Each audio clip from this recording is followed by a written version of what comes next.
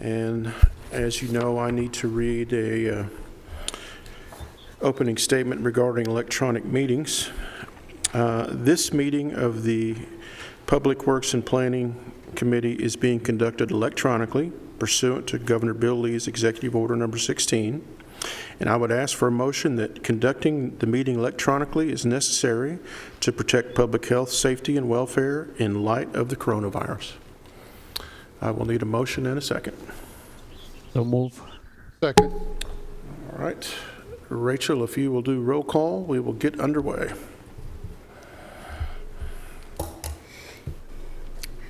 Commissioner P? Yes. Commissioner Dodd? Yes. Commissioner Harris? Yes. Commissioner Piercy? Yes. Commissioner Sherino? Yes. Commissioner Blair? Yes. Chairman Cush? Yes. Ashley, are you online? Ashley McDonald, are you online? Are you on mute? All right, we'll continue on. If Ashley pops in, we'll go back to Ashley. We have some meeting minutes to approve for our last regular. Oh, she's here now. Okay. Well, let's go ahead and approve the minutes. I would like to call on Vice Chair Steve Piercy for the minutes. Chairman Cush, I have reviewed the minutes and I would move for their approval. All right. Have a motion. Do we need a second? Second. Second by Commissioner Blair.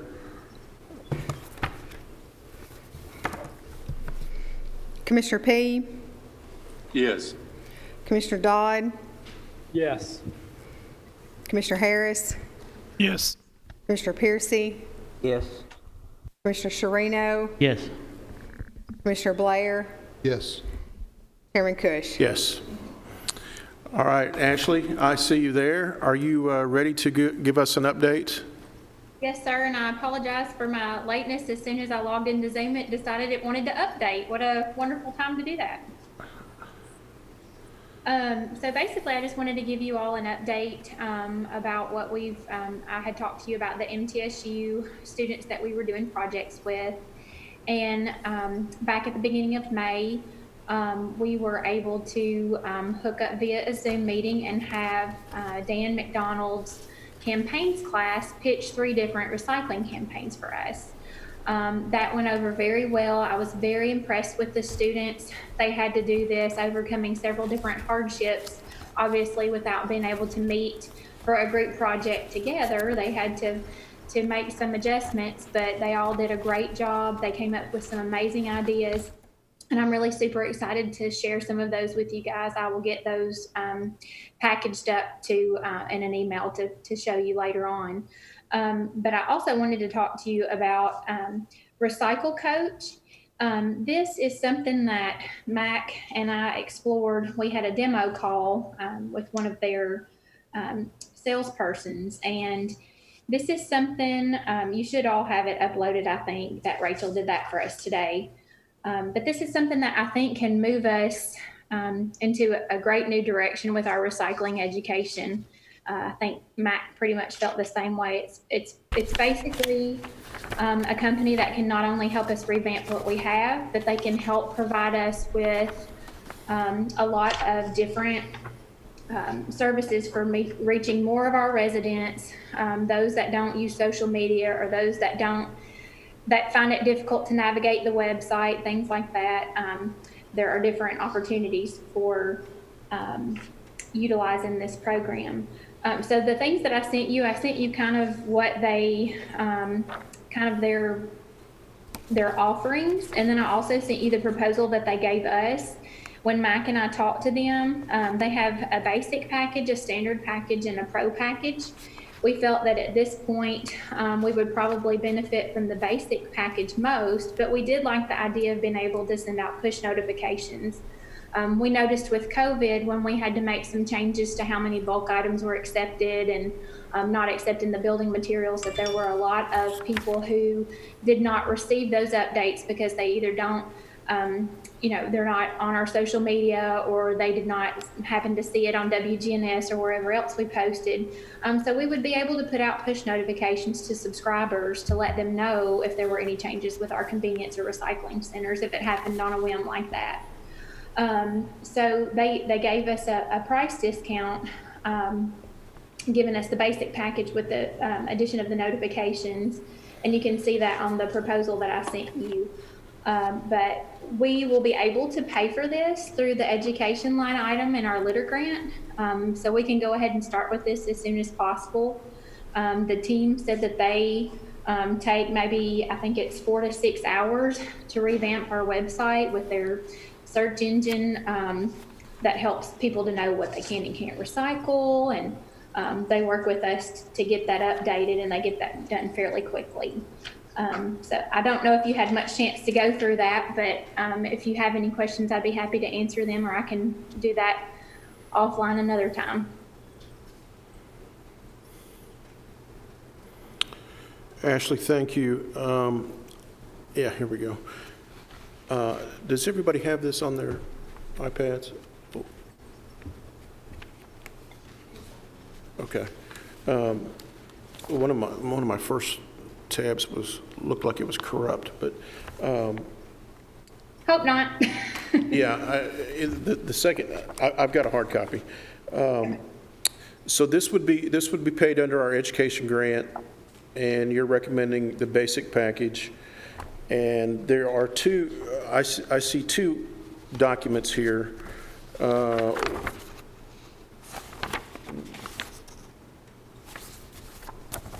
And basically, is this this is a 12-month program? It is, but according to this contract, I think it said, yeah, you're never locked in. You can upgrade, downgrade, or leave the network whenever you wish. So we thought that was another good thing, that we weren't going to be completely locked into a certain amount of time. One thing that I also thought that was very impressive about this company, New Jersey actually uses this company, and they have a case study, and I didn't provide you all with that because it would have made the files too big to share, but I absolutely can send that to you maybe tomorrow. But what I really like about this company is they provide analytics. So if we start with them tomorrow, over a 3 or 6 or 9 or even 12-month period, we can find out how many more people we're reaching, what we are, or how we are engaging them more, if they are becoming more educated on the things that we need them to be more educated on, if they're doing less wish cycling and more of the correct recycling. So they help us with those analytics, and I really liked that too. And Ashley, how do you envision this being pushed to the residents in terms of training and having them acknowledge this program? They actually have infographics and things that they can provide us with that we don't have to reinvent the wheel. So as far as implementation, I feel like it's something that we can get done fairly quickly. We can also do some of our own branding with this. But I think it's something that we, in partnership with Recycle Coach, could get out to the community fairly quickly in a number of different ways. Okay. Mr. Mayor has a comment. Thank you, Mr. Chairman. When Ashley approached me with this, went through the program, I really liked, if you'll look on that first page on your SharePoint, the coach links, and they've already got the graphics that she was sharing. We can use this as signage. You know, part of the direction that we're going, if we use our grant to do this, we can use these same little characters at our convenience centers, signage, starting to change the thought process of people starting to recycle, and here half of it's already done for us, and we can use that. You know, for whatever. It's just changing the culture in our community to get people thinking about it, and here we already have these tools that are made available, and we'll work with Ashley and Mac to start that process once we feel like we got the green light to start moving forward with the COVID-19. So we can start interacting with folks and sharing with them. You know, these little cartoon characters are pretty cool. Yeah. You know, and when the kids see this, they'll catch on, and through our younger generation, they'll convince mom and dad, don't be throwing that away. We need to recycle that, or that needs to go in a composting pile, and et cetera. So I bring that with that presentation, Mayor's recommendation, we move forward with this. And to kind of add to what the mayor was saying, so starting out at this basic level with the addition of the notifications, we will be able to kind of gauge by those analytics how well this is working for us. And then we may decide that, you know, in the future, once we move to, they have an option if we do ever offer curbside recycling, then people who download the app can set reminders in their phones to set their bins out. They also have their pro version. If it's working really well for us and we want to go the pro route, they do a different campaign for each month. And they have a couple of different questions that they focus on to educate the public each month. And they already have all the materials for that, and they already have all the infographics for that. So again, it's not reinventing the wheel. It's something that we can get done very quickly. And we can just kind of gauge that as we go along. If we start at this basic level and we're really happy with and pleased with this company, then we can move forward and upgrade if we want to. Ashley, do you remember off the top of your head how much funds are in that educational grant? I don't know how much are left. I know that I think it's $37,500 that we get annually. And we can also, with the litter grant, and if Mac's there, he can correct me if I'm wrong, but we can take out other line items from the litter grant to add to the education line item. We just can't remove funds from the education line item for anything else. Okay, all right. So, gentlemen, what are your wishes? Do you want to take this under advisement, or do we want to go ahead and give Ashley and the mayor an okay to proceed and continue on and not wait 30 days for us to review and come back? Thumbs up, looks like. I have a question. Yes, sir. This is for Ashley. Have you reached out to anyone that is using this app to see if they're satisfied with it or how it works for them? The company sent us a case study. They also work with Louisville, and so I do want to reach out to Louisville, but I'm very impressed by this case study that they did for New Jersey. I'm just going to give you a couple of figures off of it. And like I said, I can send it to you, Commissioner Piercy. 94.5% of residents using their app in New Jersey feel strongly about the importance of recycling. They believe that recycling helps combat the climate change. Let's see, they're 3 times more confident about what their municipality accepts because they've been educated through the web portal and the app. It says 66.7% of residents using the app are satisfied or very satisfied with how their local municipality communicates with them. Of course, being a communicator, that percentage makes me, it kind of piques my interest because that's an amazing number for people saying that a government agency communicates with them and communicates well. They saw a 123% improvement in knowledge retention after one of their campaigns. So if we did go to that pro level, that's something that we could possibly see for our community in the future. Some of their strong points, just a couple of bullet points at the end of the case study. It improves the understanding of how important recycling is to the municipality. It gives knowledge that recycling plays an essential role in reducing climate change. Residents become aware that their recycling knowledge needs to improve, which that they have inventive ways of doing that without being insulting, which I thought was a very good thing. They're happier with the communication coming from the municipality. They're more confident and accurate about what they can and can't recycle, which has been a huge issue we know in the county.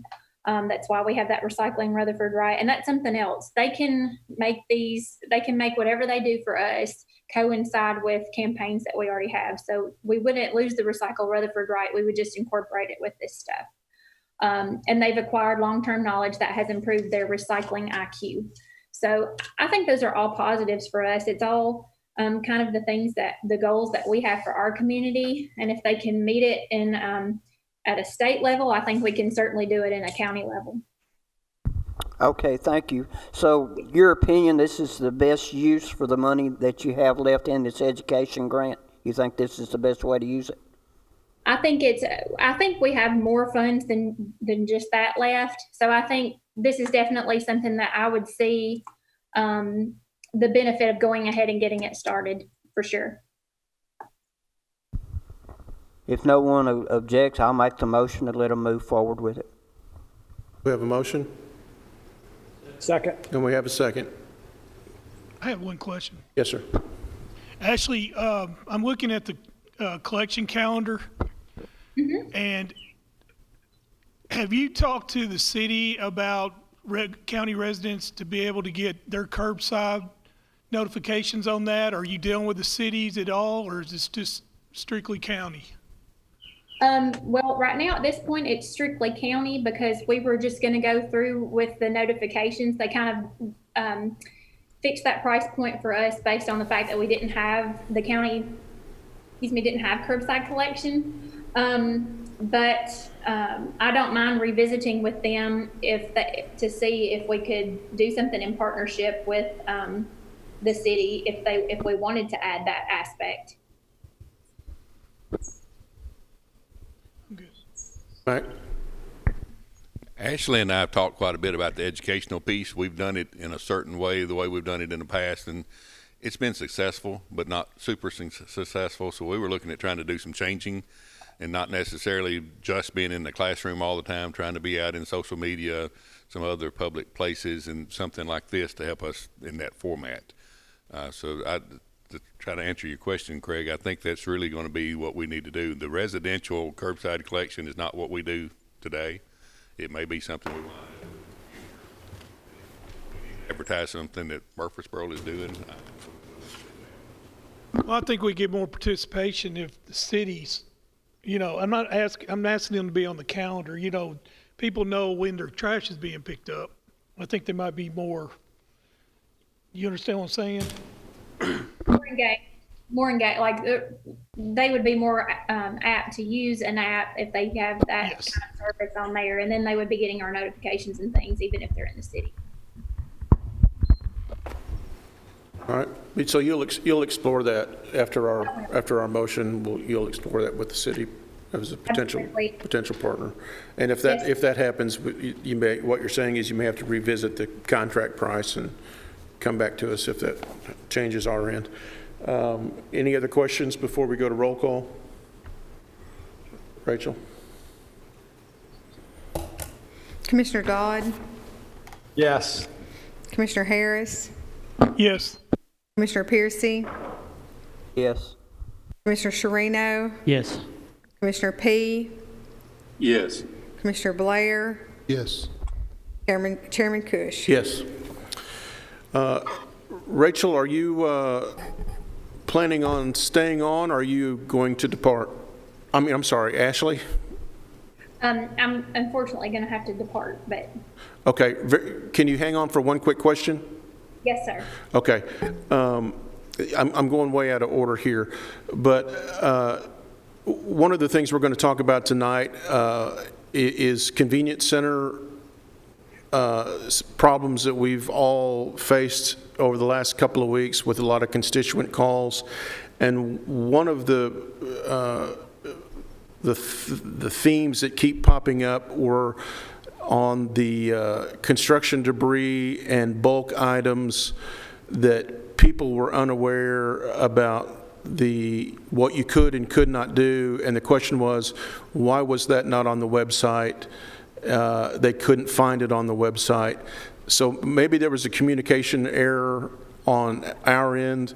So my question is that something that falls under your umbrella?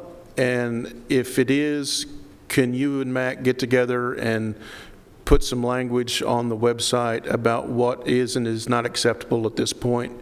It is on the website, and in fact, so Megan, our webmaster, she and I had a conversation because we did see where a complaint came in, and we would like to know anybody that has an issue finding that on the website. We want to know how they're accessing the website because it is on there, but maybe they're doing it from a different search engine or something, or they're coming up with something completely different, but it is on the website. It was sent out in a press release when it happened. It was sent to local media. It was posted on social media.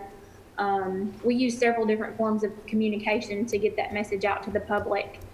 So we are concerned that maybe they're not accessing the correct website, or that there's some kind of glitch going on where they're not getting that, getting directed to the right page. So we're on that. We just got to have, if somebody, so if this would be very helpful, if a commissioner gets a phone call about not being able to find that on the website, maybe do a little asking of how they came to the website or what website they actually accessed, so that Megan and I can do the research on the back end. Okay, very, very good. Mac wants to interject, so hang on just a second. Ashley is correct. They're not going to the correct website. I spoke to several different people, and one of which I remember very vividly was in Laverne and was complaining about it. So I walked through the website just the way he went to it. He looked up Laverne Dump. When you look up Laverne Dump and click to it, you go to the City of Laverne's website that has all of our information that's been on there for years. So that's what he was going by, not the current one. So the www.rutherfordcountytn.gov, go to the solid waste, convenience center, electronics, education, any of those, the exact same website. And the very first page that you open up tells that Haley Road does not accept trash, and it tells of the new rule changes that we have. And I do think that recycle coach is really going to help us with that too, because when they revamp the website, it will make a lot of those things more prominent. I think that's going to be great. I think the push notifications for things like that is going to be great. So that's another reason why I think it's important that we try to get to this as quickly as we can, because it's a way that we'll be able to get this done. Okay. Chairman, Ashley, could I ask for one favor?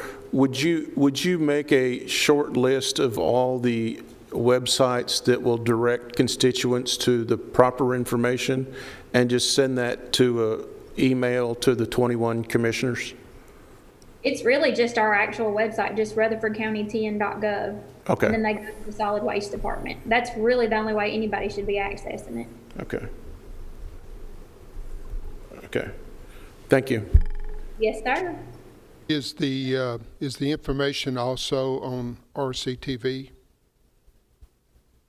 I don't know that it's something that consistently runs on there, but we can certainly visit that, and we can maybe do either a PSA or just do a standing graphic that kind of comes on every now and then in the regular programming. We could probably do that.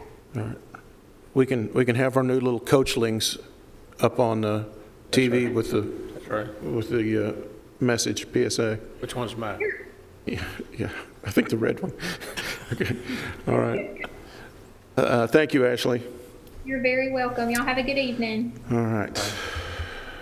All right, let me get back to the agenda.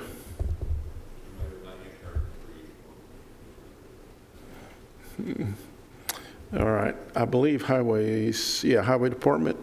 Do we have I don't see anybody here.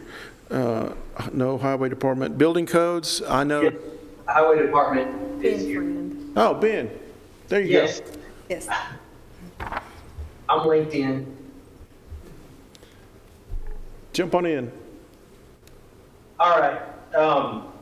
We just had a couple easements to present. We presented them to the road board earlier this week.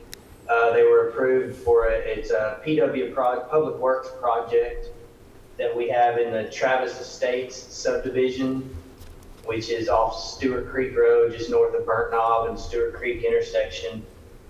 We've got some drainage issues out there that we're going to correct, and I've got all the signatures from the homeowners needed. Like I said earlier, the road board has approved it, and we're just presenting it to you all for approval to move forward.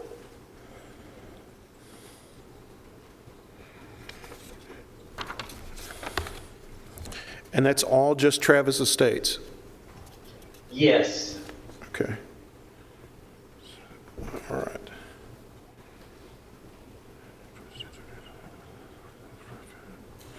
All right, any questions on that? This looks pretty cut and dried. Motion to approve. We have a motion to approve. Who was that? Phil Dodd. Phil, okay. Thank you, Mr. Dodd. Do we have a second? Second. Second by Chairman Harris. Any discussion? Roll call it is. Commissioner Dodd, Yes.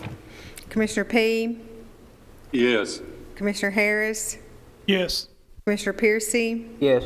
Commissioner Sharino, Yes. Commissioner Blair, Yes. Chairman Cush. Yes. Ben, what else did you have? That is all. Thank you. Thank you, Ben. All right. Building codes, Tanya. Good evening. Good evening. Chairman Cush, Commissioners, and Mayor Catron. How are y'all doing? Good. Great. All right, I have my monthly report, and I also have one other item that I'd like to address before I leave. But first, the monthly report. Building codes issued a total of 372 permits in the month of May, and 78 of those were swimming pools, believe it or not. For a total revenue of $106,138. Sorry. We had a total of 1,677 inspections with 9,412 miles driven this month. Among those 372 permits that were issued, 61 of those were single-family dwellings. That was down a little bit, but not too much. We're still ahead, still holding steady at about 25% over this time last year.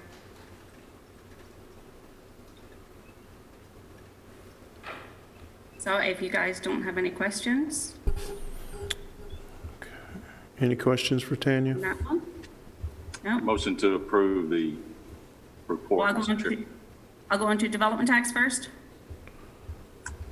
Yeah, we can take them together. Okay. Development tax, we collected a total of $264,750 for the month of May. All right. And zoning enforcement, we had a total of 213 inspections. 213. Mr. Chairman. Yes, sir. Tanya, how does that compare to last year?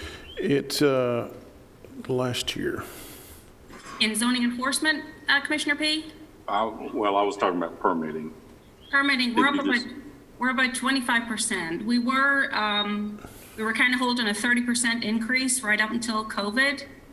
And then kind of March, April, May, it went down a little bit to 27, 28, and this month we're at 25%. So currently for the year, for the fiscal year, we're up 25% from last year. Okay, thank you. Yeah.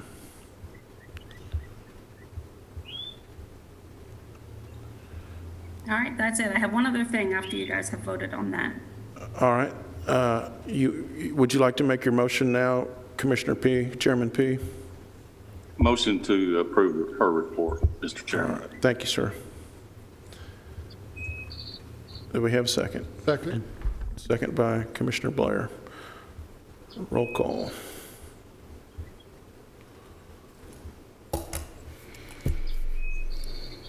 Commissioner Sharino, Yes. Commissioner Piercy, Yes. Commissioner Harris, Yes.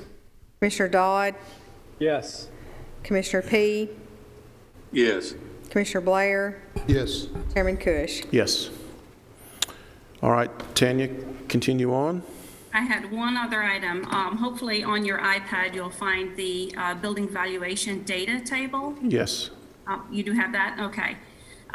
The last couple of months, we have discussed building permit fees, and in researching our building permit fees and when we increased them and stuff, I realized that our commercial building permit fees have not been increased since 2003.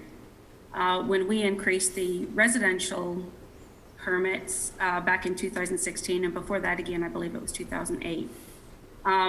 The commercial rates were not increased. This table shows the current ICC building valuation table from February 2020.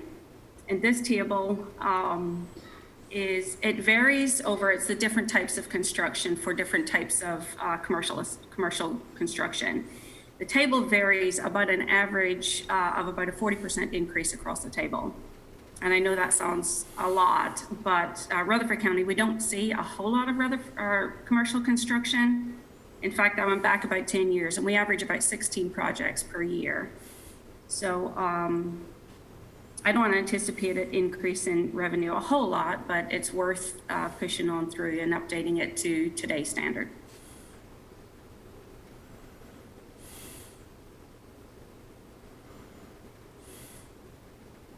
That's it.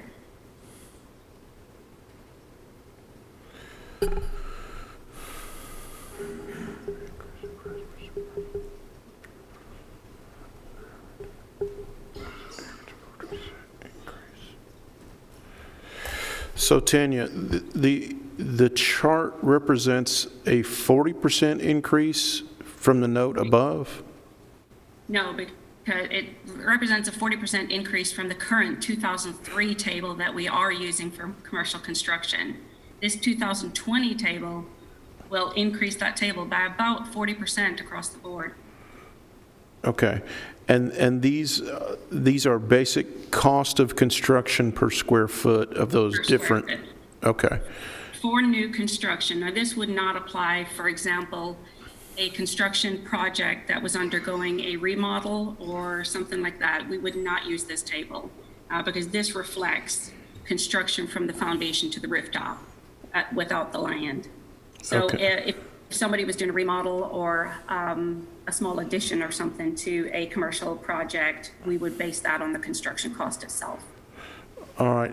Can you give us for instance, a hypothetical to follow through?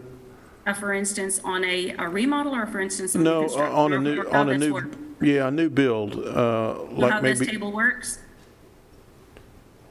Is that what you're asking me? How the table works? Yeah.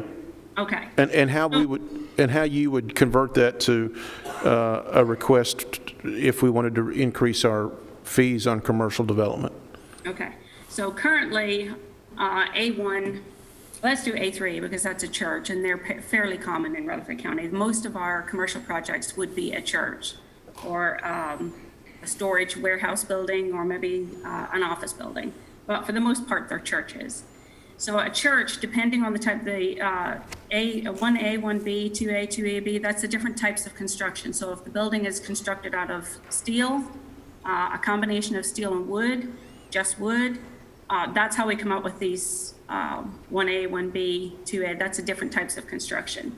So then you go down, let's say, for example, it's 3A, which is a mixture of wood and metal, steel.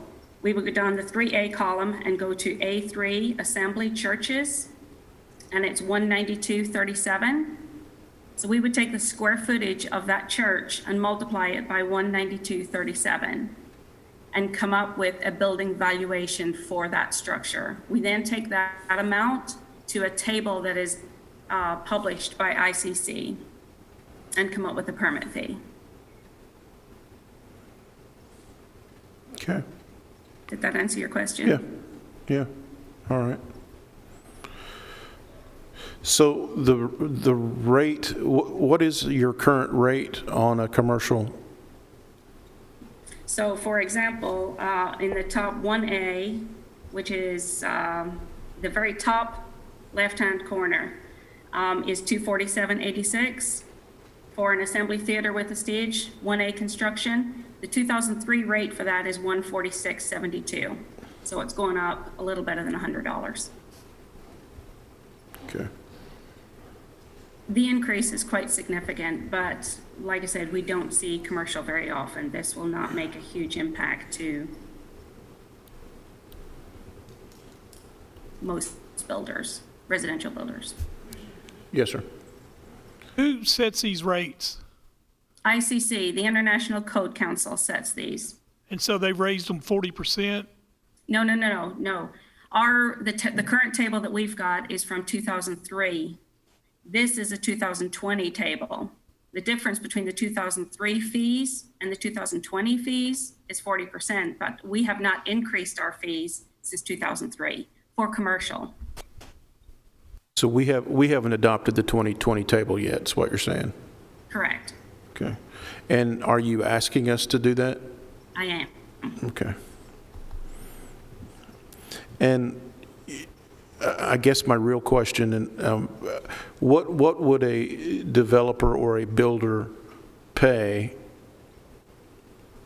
Let's go back to your church.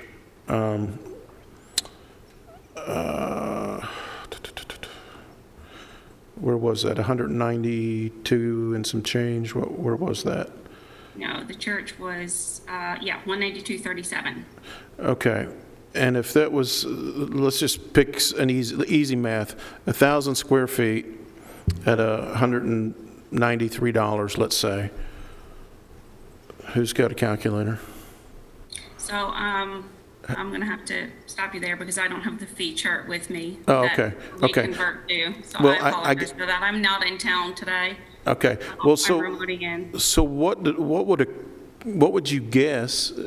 Not having your chart in front of you, what do you guess the code's charge would be for that church institution at the old rate? So currently, I would say a 10,000 square foot church would probably be somewhere in the region of about $3,500 for a permit fee. So that would. What did you say? That would increase to probably about $5,300. Okay, so the new rate is $5,200? Yes, approximately. And the old rate is 40% less than that? 35. Okay, all right. For about a 10,000 square foot, 10,000 square foot church. Okay. All right, that's what I needed to know. Mr. Chairman, Yes, Commissioner Dodd. yes, Commissioner Dodd. Chairman, as we reflect on our special infrastructure committee that we met prior to the pandemic, we were looking at ways to make sure we were bringing in revenue with as much wisdom as possible, right? Correct. So despite the fact that I'm in the building business and developing business and whatnot, this does make sense to me. It simply raises the price per square foot to today's current realistic standards. So it's not a tax increase, it's not a fee increase, it's not a rate increase, but it does allow our director of planning, or building codes rather, to simply have realistic data. And then her fee per square foot stays the same. It's just, it raises the valuation of a 10,000 square foot church to 2020 values. Correct, Tanya? That is correct. ICC reviews this table every 6 months, and they review it based on the construction cost of materials and what it costs to build a building every 6 months. So this one is from February of 2020. They will review this again in August of 2020. Now, it doesn't increase much every 6 months, but we haven't looked at this since 2003. So that's why there's a 40% difference. I would assume that 40% is, it's an average based on you've taken some statistics of what square footage you've seen multiplied by your current antiquated rate per square foot. So I went through some of the fees on this table. Some of them had, compared to our 2003 table, some of them had increased about 36%. Some of them were about 44, 45, depending on the type of structure it was. But on an average, it was about 40% across the table. And if it would, if you guys would feel better about it, we can do it, maybe a percentage this year and a percentage next year, and review it again next year. Tanya, the question begs to be asked. This chart you said is updated every 6 months? Mm-hmm. But the county has elected since 2003, so for 17 years or 34 updates of the chart, we've elected not to increase the commercial fee. That is correct. I had assumed until I started reviewing fees this last 6 months, and wrongly assumed that when we increased the fees in 2016, the residential fees in 2016, and once before that in 2008, that they had done the commercial also. But when I went back and looked at this table and compared it to ours, it didn't happen. When you guys increased the fees, only the residential fees were increased. The commercial fees were not increased. Okay, and say again, how long ago were the residential fees updated? We did one in 2016, and before that it was 2008. And then before that it was 2003 when this one was adopted. And how often does ICC update the residential fee chart? That is done, that is not, they don't have a residential fee chart. That is done per jurisdiction. Oh, okay. Residential is completely separate, completely different. All right. You guys set that, I mean, each jurisdiction sets the rate for residential construction. And it's based upon the needs of the department, how much revenue we generate and how much it costs to run the department. That's how the fees are typically reviewed, and that's how you come to. All right. Commissioner Piercy is recognized. Other than a church, what else did you say that would affect? Any commercial building. So in the county, obviously, we don't have anything, we don't have restaurants, and we don't have hotels, and we don't have buildings that require city sewer and city water. So we get the majority of our commercial buildings that we do, commercial projects that we do, would be churches. We do some warehouses. We do some office buildings. We do some small strip malls, Dollar General, stuff like that. Storage units? That's warehousing, storage buildings. Yeah. As far as commercial goes, that's why we have so few. We average about 16 a year. We don't have many. Can we adopt this chart without affecting the church? Can we exempt raising it on the church? I feel like that's why it hasn't been touched since 2003, because you're raising the taxes on a house of worship. It's not a tax. Well, the fee, excuse me. Yeah. Well, that's entirely up to you. In this time that we're in, I don't feel comfortable raising the fee on a church. The other businesses that are doing it for a profit, trying to make an extra money, I could see raising the fees on that, but I'd want to exclude the churches from it. I don't feel like that's right. I'm not opposed to that. I would like to check with legal to make sure we can, that I'm not sure you can do we're okay to pick and choose. I'm not sure you can do that. I'm not sure Well, either, but I don't think that we should exempt them because they're already tax exempt as a church, as a business anyway. So they're already getting one break, and I don't think we should treat all of our commercial projects the same. yeah. Okay. If we come out of this commission raising taxes on a house of worship, it won't reflect well on this county.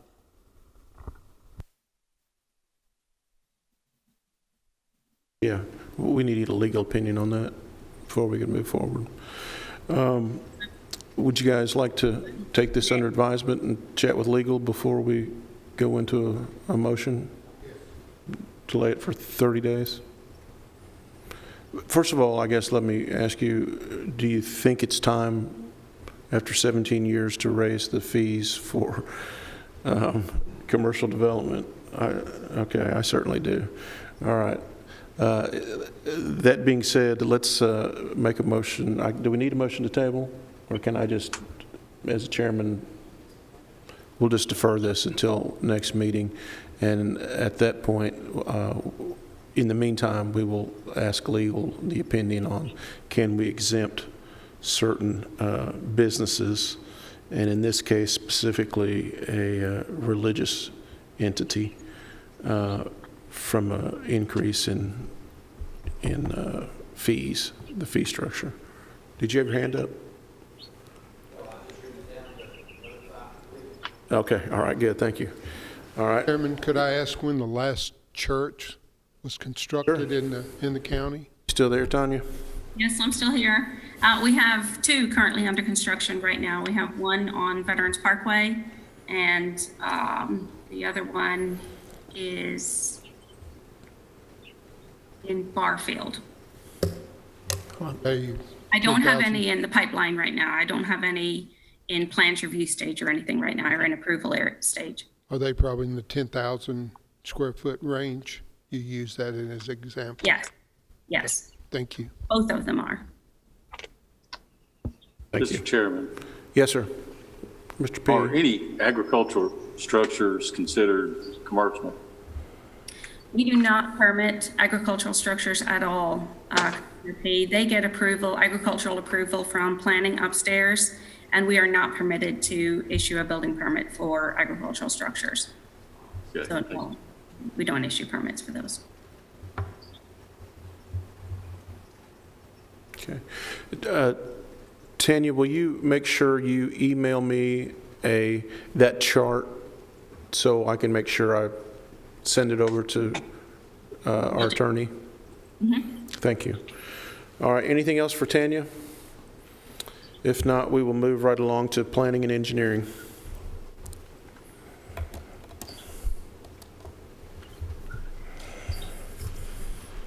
Mr. Cook, should I say something real quick? You may. Tanya had me over to see the operation that she has, and she educated me very well. I want to really thank her and to let her know how important she is and how much she taught me. And I just wanted to publicly tell you, thank you, Tanya. Thank you. I appreciate that. All right, Doug, you are on the clock. Yes, sir. Thank you very much, and good evening, everyone. Hope everyone's doing well tonight. Just have a couple of our normal routine items to discuss with you tonight. First, our available lot inventory, and then our rezoning request that will be going to the County Commission next week.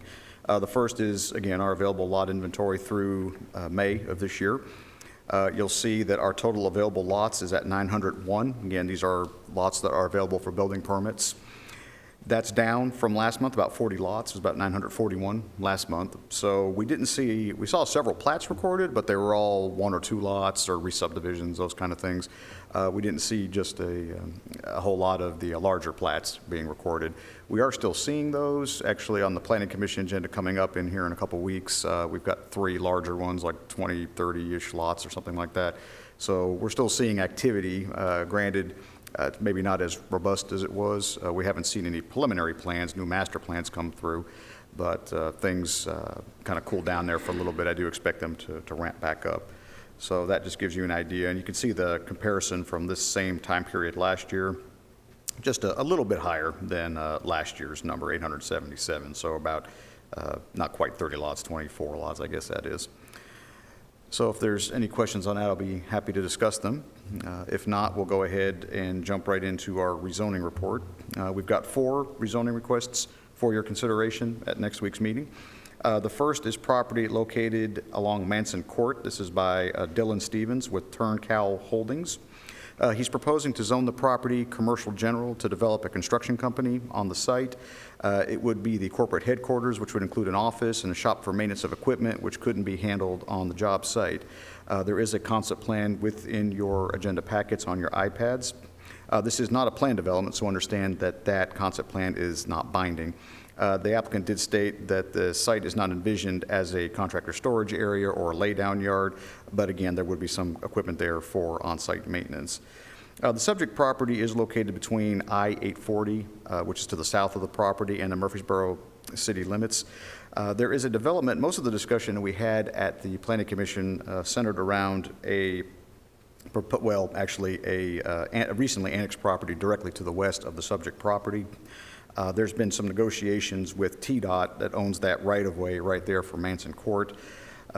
That negotiation is still ongoing. So obviously, if the right-of-way is abandoned for this other project that the city recently annexed property for, they would just have to work out access. They can't deny this property access. The applicant is aware of that and is involved with the process of the right-of-way negotiations.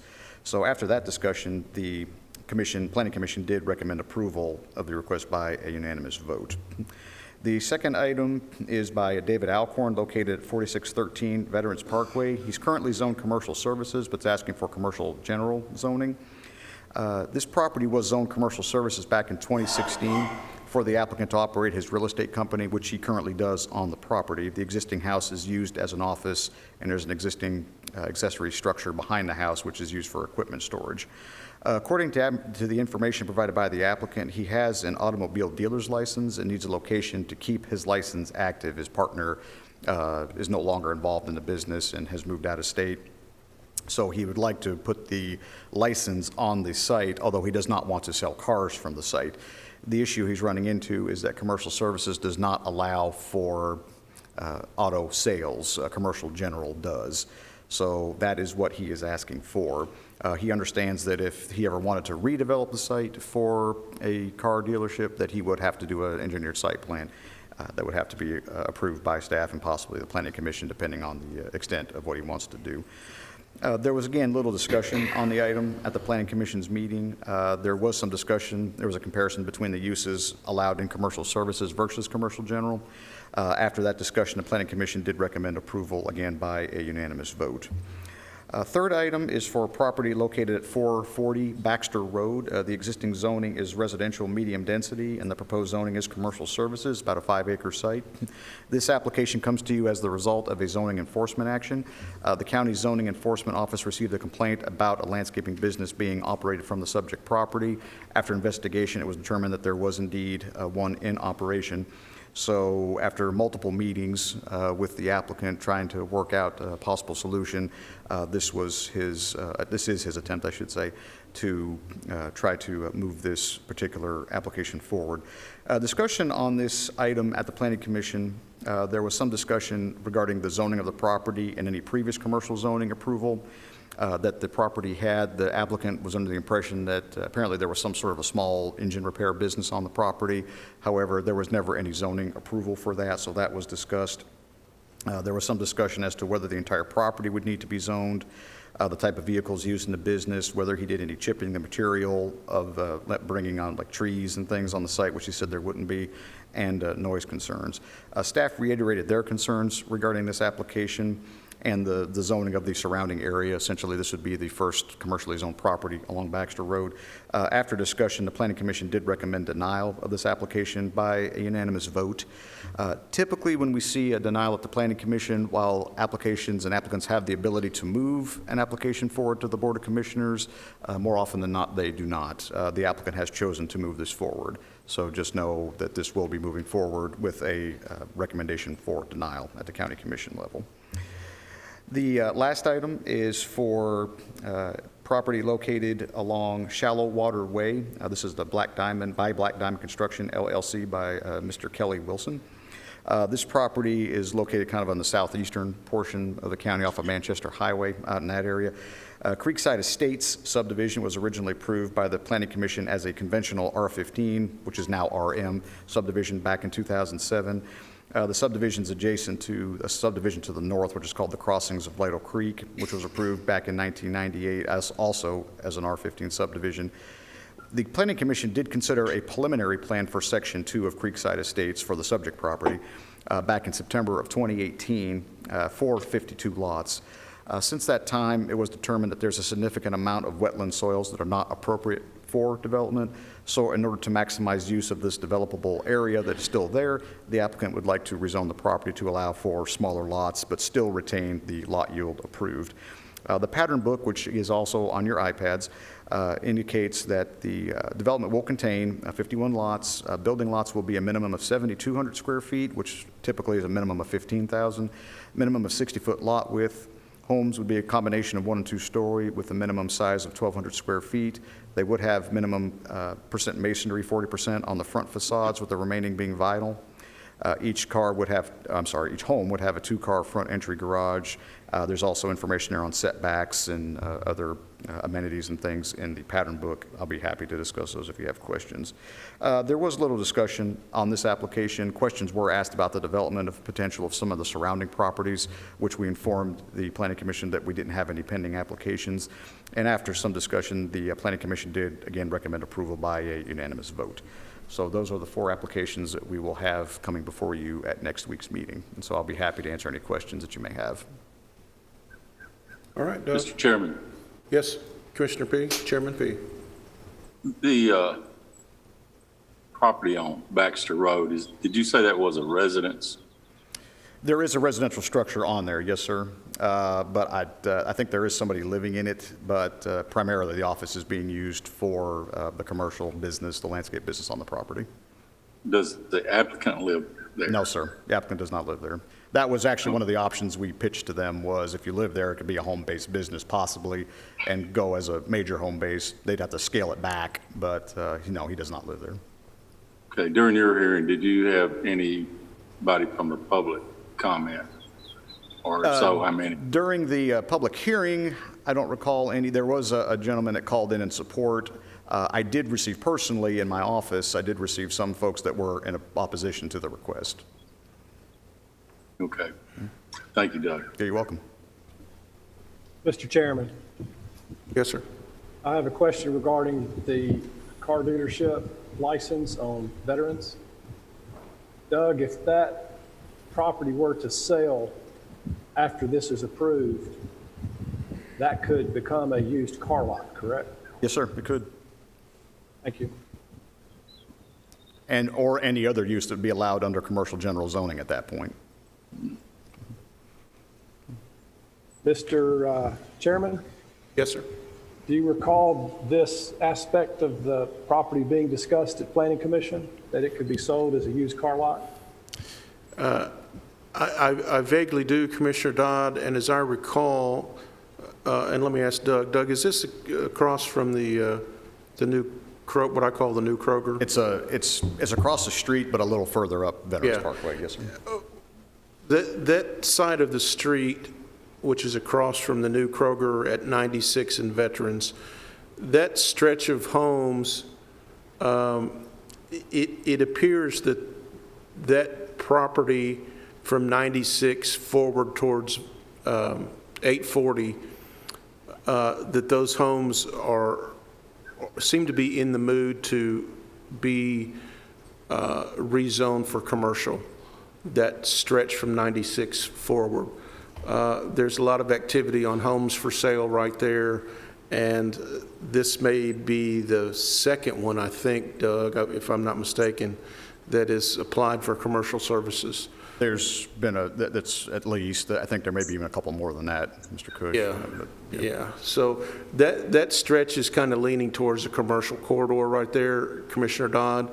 And yeah, the Planning Committee voted 11-4 and 0 against for that piece of property.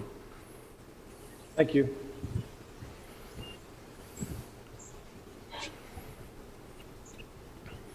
Mr. Cush, Yes, sir. Doug on Creekside, and I don't know the answer, so forgive me if it sounds elementary to you, but it's completely surrounded by wetlands. Do you not see any problem with water or anything with this?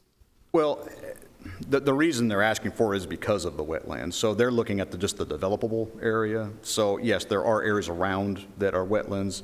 They'll have to make sure that those areas are buffered properly and that none of the development would impact those negatively. Now, if this is approved, the first thing they're going to have to do is submit a preliminary plan showing the layout of the subdivision, which will be similar to what you're seeing in your pattern book. After that, they'll have to submit more detailed construction drawings to satisfy our staff that they haven't done any of that. But to answer your question, as long as they're not impacting the wetlands in any negative way, they can still develop the areas that are outside of that.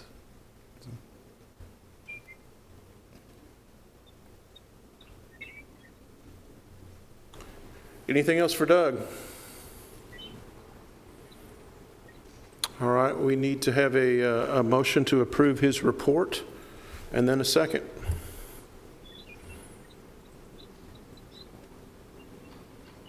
Motion to approve. Did we get Second. and the second? All right.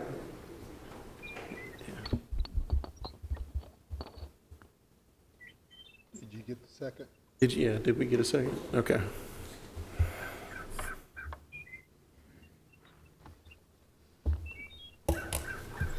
Commissioner P, Yes. Commissioner Dodd, Yes. Commissioner Harris, Yes. Commissioner Piercy, Yes. Commissioner Sharino, Yes. Commissioner Blair, Yes. Chairman Cush. Yes. Doug, thank you for your patience. All right, Mac, I believe you are it. If you'd like, yeah. All right.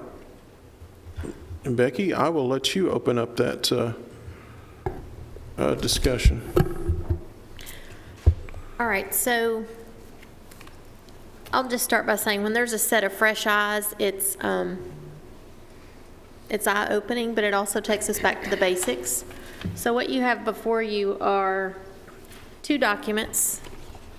One that the only difference you'll be able to tell on the surface will be if you turn over to page 2.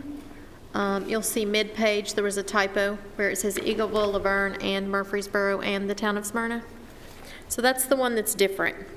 And what I want to start by saying is when the county attorney, when Nick Christensen and I talked yesterday, he had some questions for me on the surface, and the first question he asked was, what's the purpose? And I said, well, we want to gather information. And so I backed up, and as we talked through it, there's a lot of things that we've already done that can be included in an RFP.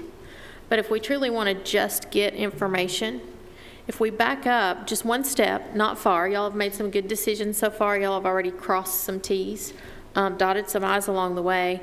But again, on the surface, it may seem like we've wasted time or spent time doing something we shouldn't have, but nothing we've done here can't be used in the future. But I wanted to ask if you could step back one step and go back to the basics of what is the technology, what is the company, what do they think, whoever they are, is the best solution for Rutherford County Solid Waste Services. And I'll talk you through the draft that's redlined. If y'all have any thoughts on the front end, I would love to hear those as we dive in. Okay, so I pointed out the typo on page 2, so some of these are just minor. Page 3 was just a clarifying that it's forms 1 and 2 that cover both company information and as well as the function and the waste streams and that type of information. The majority of the changes start on page 6. And what you'll see is some of the things that we talked through at our last meeting have been struck through with, they're in red text and they have been struck through. Those are the things that we would be a bit more specific for an RFP as far as references, financial stability. Those are things that are a bit more specific and not necessarily required for someone to come and tell you what their ideas or what their thoughts are or what their technology is, what their business is. If you look at the next bullet point, which would be 1, 2, 3, 4, bullet point number 5, where we've added, and which the respondent believes will provide Rutherford County with the best avenue for achieving the goal stated in this RFI, that statement truly does take us back to the core of where we started and what the goal was with this document. When you look at the bottom of page 6, these are, there were some bullet points on, let me make sure I'm telling you correctly. There were bullet points on page 8, the selection method. And Mr. Christensen and I talked about this for a bit, and there were some of those things that I felt like were very important as far as the 2 years of scalable concurrent operations, the successful distribution of end products, and basically those are the items that we had listed under the innovative viable technology. So you're starting to wrap in what you really want to know some of the things, some of the criteria that you want met, but you're also leaving it open enough that you can get some objective information from whomever thinks they may have the best technology or the best solution. So we incorporated that there, and it went on to say description of waste flow and environmental impact of the proposed solid waste function. Required minimum and/or maximum contract duration. That's a piece that would truly be RFP related based on what decision you make as far as what type of technology or what type of service or what type of function you want to focus on. At the top of page 7, and I'm looking around, if y'all want to stop me, please do, if I'm going too quickly. The top of page 7, instead of evaluation, it would be consideration. This was one of just the terminology there that, from a legal standpoint, it made it a bit more open to say we're going to consider it. We're not necessarily going to evaluate or give you a score, which is more what evaluation would be. Here in the center, you'll see where we added, following the submissions of the responses to this RFI, the Rutherford County Public Works Committee will review and consider the submissions. This is something that we've tossed around and we've talked about, and y'all have said, there's a lot to learn, there's a lot to know. One of the things that I would like to recommend to you all, just after talking with Mr. Christensen about it, to make it as objective as possible, one of the things that Commissioner Cush, as chairman, has said, that having a transparent process is important. And I think, I realize this sounds like it would take a lot of time, but there's going to be time spent to learn what you need to learn about each type of technology or each response. And so after talking with Mr. Christensen again, I would say if you all were willing to have a scheduled time for each respondent to come in and actually give a presentation. I'm not saying a day-long presentation. I'm saying a specified period of time.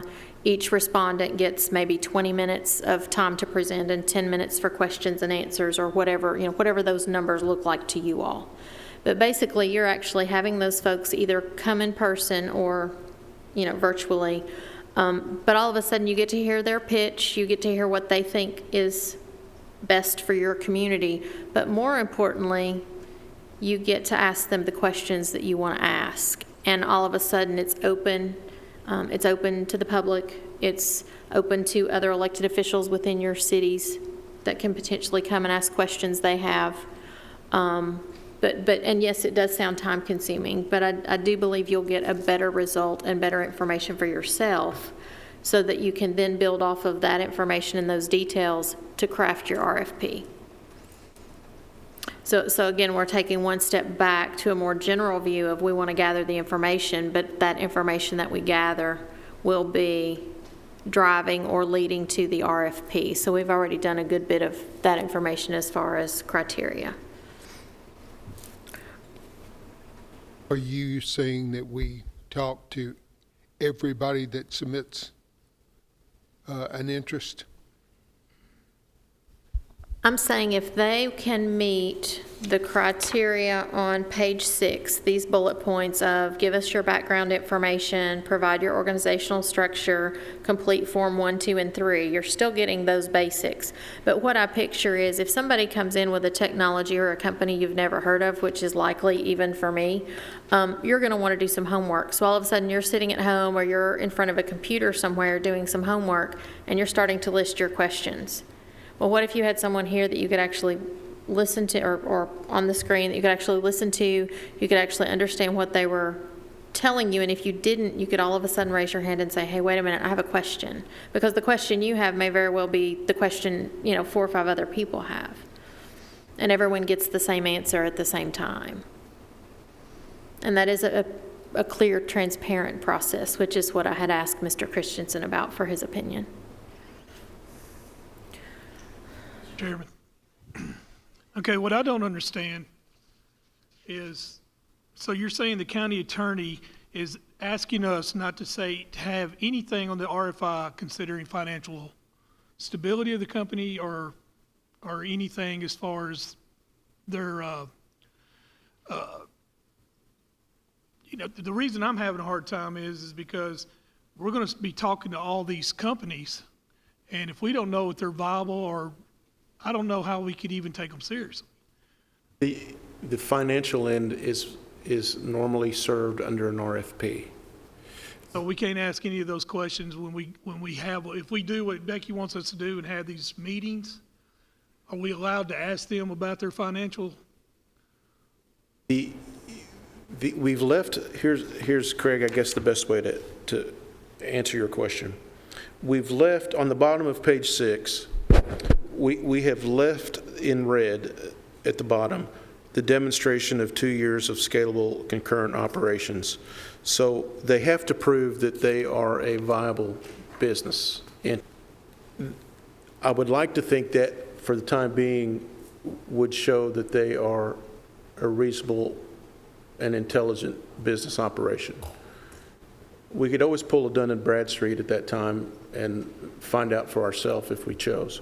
But what that does is if we like them and we're interested in their financials, all that does is qualify them to go to the next step, which is an RFP. And that's where we can ask everything from the financial standpoint.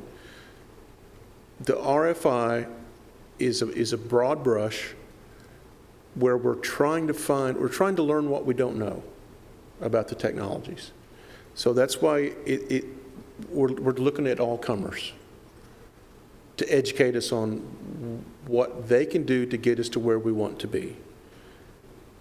Once we see all those different packets and learn some things we've not even thought of before, then we can solicit some or all to go to the next step, and that is to do the RFP, which would then be, okay, we want contract length, we want to know what's in it for us, we want to know what your financials are, we want to know how you're going to partner with us, we want to know how you're going to educate us, we want to know the whole bit, the whole gamut, because that's when the partnership forms, is in that RFP request.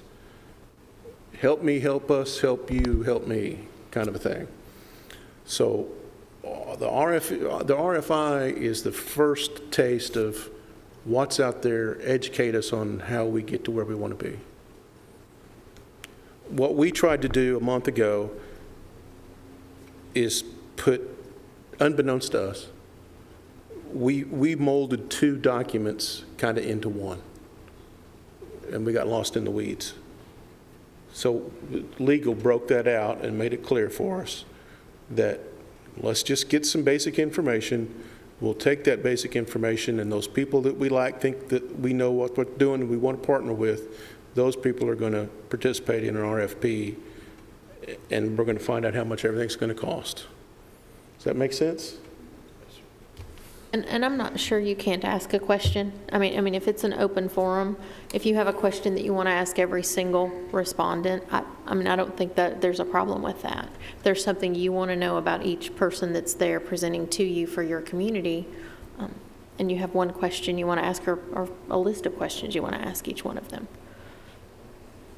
Mr. Chairman, that summed it up. Basically, we merged 2 documents into one document. And I don't think it was any fault of the chairman or Becky or this committee or Mac or anybody.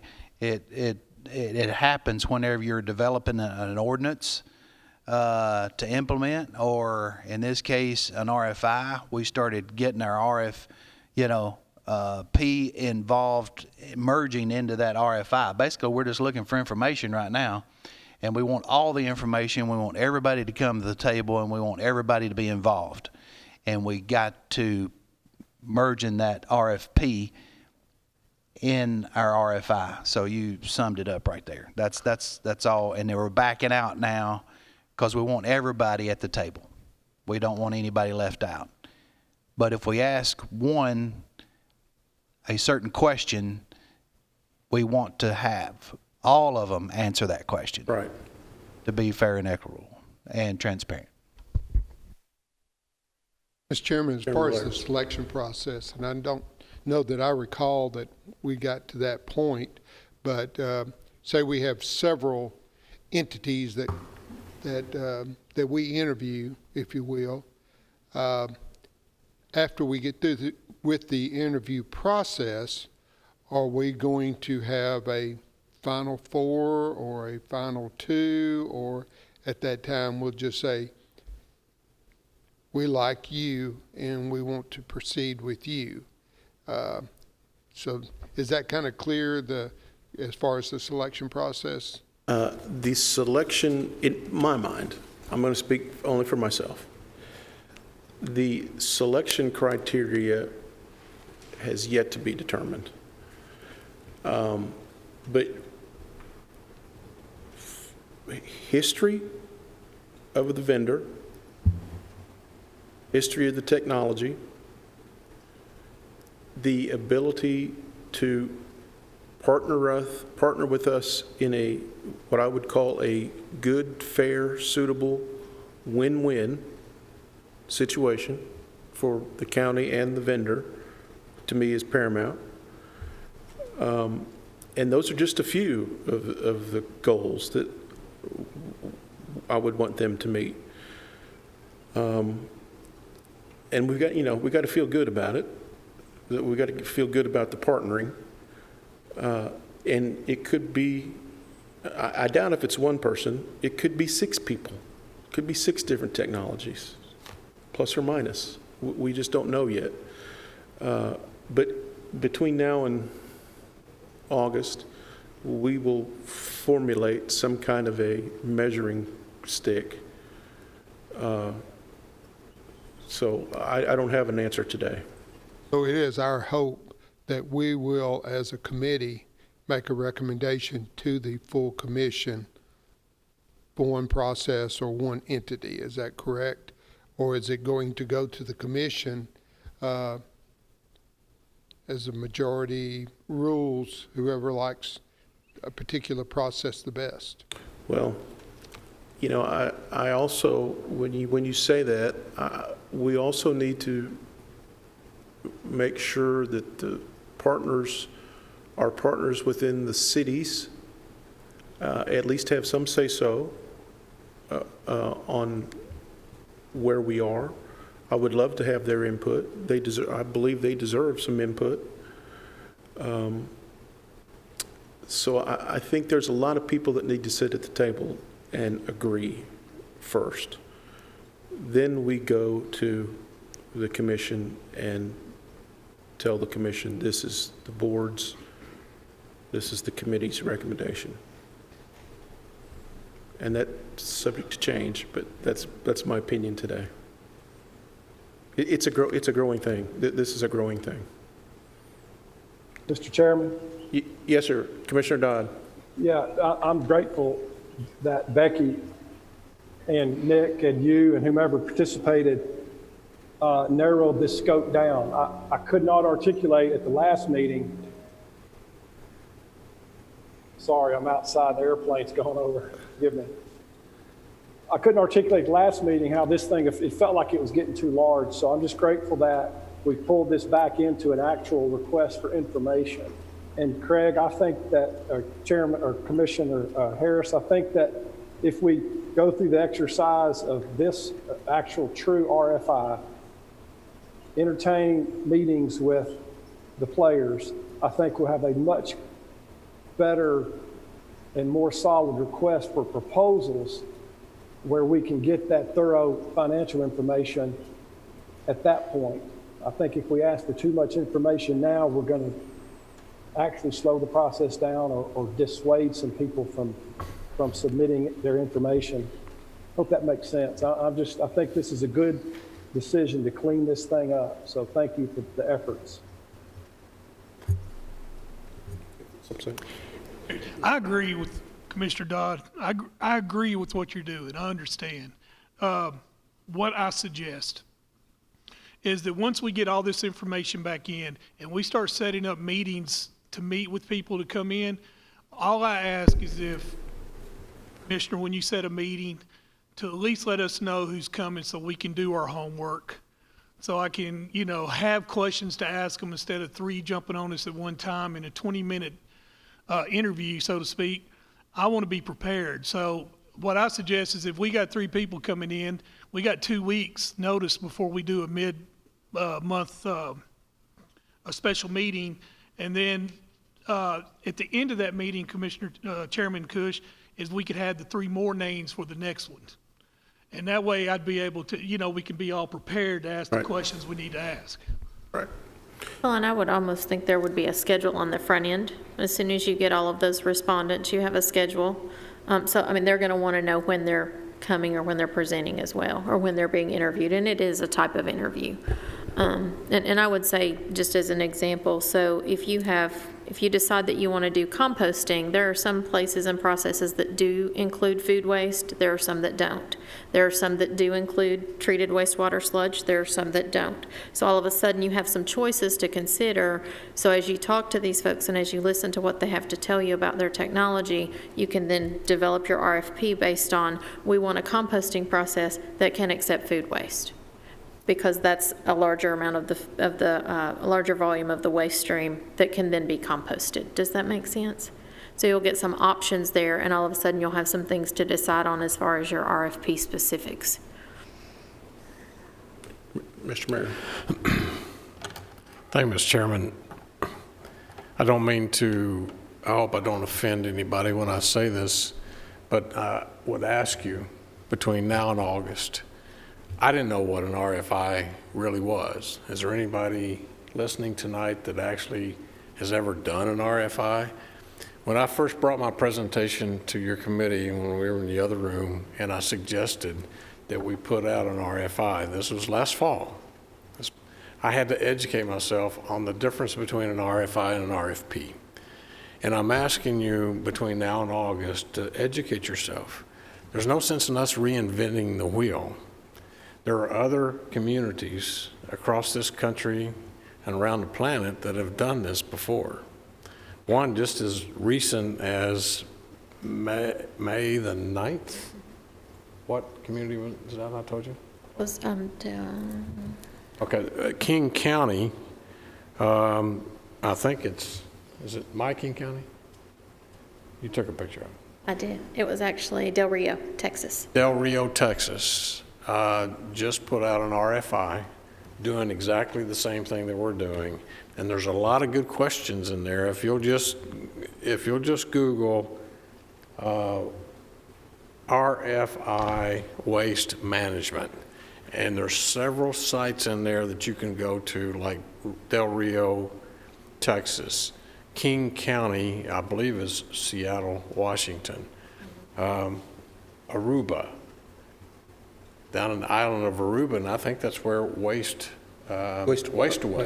actually built a plant, and it's been idle because they could not deliver what they said they could, and the Dutch government wouldn't give them the money, so that plant's been idle. But you can educate yourself. This is a big deal, and we need to all be educated. And I think if you'll Google that, just take the opportunity when you're playing around, just Google RFI waste management. It'll give you, looking at each one of them, Duke University. There's an article online about Duke University putting together the questions at this university for people to use to ask the appropriate questions that takes you into the next phase of the RFP. And I think that we'll get there. We'll be prepared when those companies come in, and we'll know what questions that other people, why reinvent the wheel when somebody else has already done it? So, I didn't mean to offend anybody by doing that, but I had to learn myself by trying to figure out what the differences were. I've been in business 45 years, but I've never done an RFI. Talked about them, never really done an RFP, I'd bid on stuff in my former life, but not going through this process. And it's kind of sophisticated, but I think it's, like Chairman was saying, basically rolling it back on the RFI is to keep it simple. Be it transparent and let anybody come to the table. That's what we've been talking about. Then we boil it down on the RFP and get specific.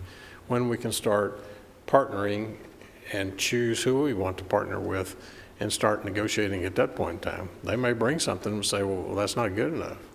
You know, we still hold the cards because we're the host county. And we should be able to have some leverage whenever we negotiate. When people want our business, because we're the host committee, we should be able to negotiate something out of the deal. Okay. Thank you, Mayor. Mr. Chairman. No, thank you, Mayor. All right, Becky, continuing on, the forms that they have to fill out are still in play, Form 3, Form 2, and Yes, Form sir. 1? And those are the same. Okay. And, all right, does anybody have any questions on Becky's and the county attorney's alterations to the draft? Does it make sense to you? Now's the time to hash it out so we can put this to a vote and get this out in the world. Do we want to keep the dates the same? Do we want to keep, Okay. sorry. Steve? Mr. Chairman, I was just going to ask you and the committee, what about the dates? Yeah. If that was sufficient, or we were adjusting those dates, and if we are, where are we on that? Because I'm taking the orders of what the mayor and yourself and the committee are sending to me and Mr. Nolan here. Basically, I understand our role is in taking these RFIs, putting them together in a format that send them out to all the committee, to Becky. Then we're going to look at these at whatever time frame and set up schedules as far as bringing people in, like you said, Commissioner, to do the interview type process type thing right there, putting all that together and then come in with an RFP. So just basically want to make sure those dates is So what if we you're wanting to approve do this for us to tonight, compile. it has to go back to the commission next week, right? No? No, not Not an RFI. to my, I think this committee rules and we could go ahead and release it. Too many cooks in the kitchen, if you know what I mean. Director, no later than, on page 1, it says solid waste director no later than 4 p.m. on Monday, July 6th. The questions asked, subsequent responses. So help me with that, Becky. We have July 6th as a question cutoff date. Is that what I'm reading? Yes, sir. Okay, and then I forget where in the document we have a due date. At the bottom of that section, the inquiries, we've asked them to give contact information to Mr. Sandlin by June 15th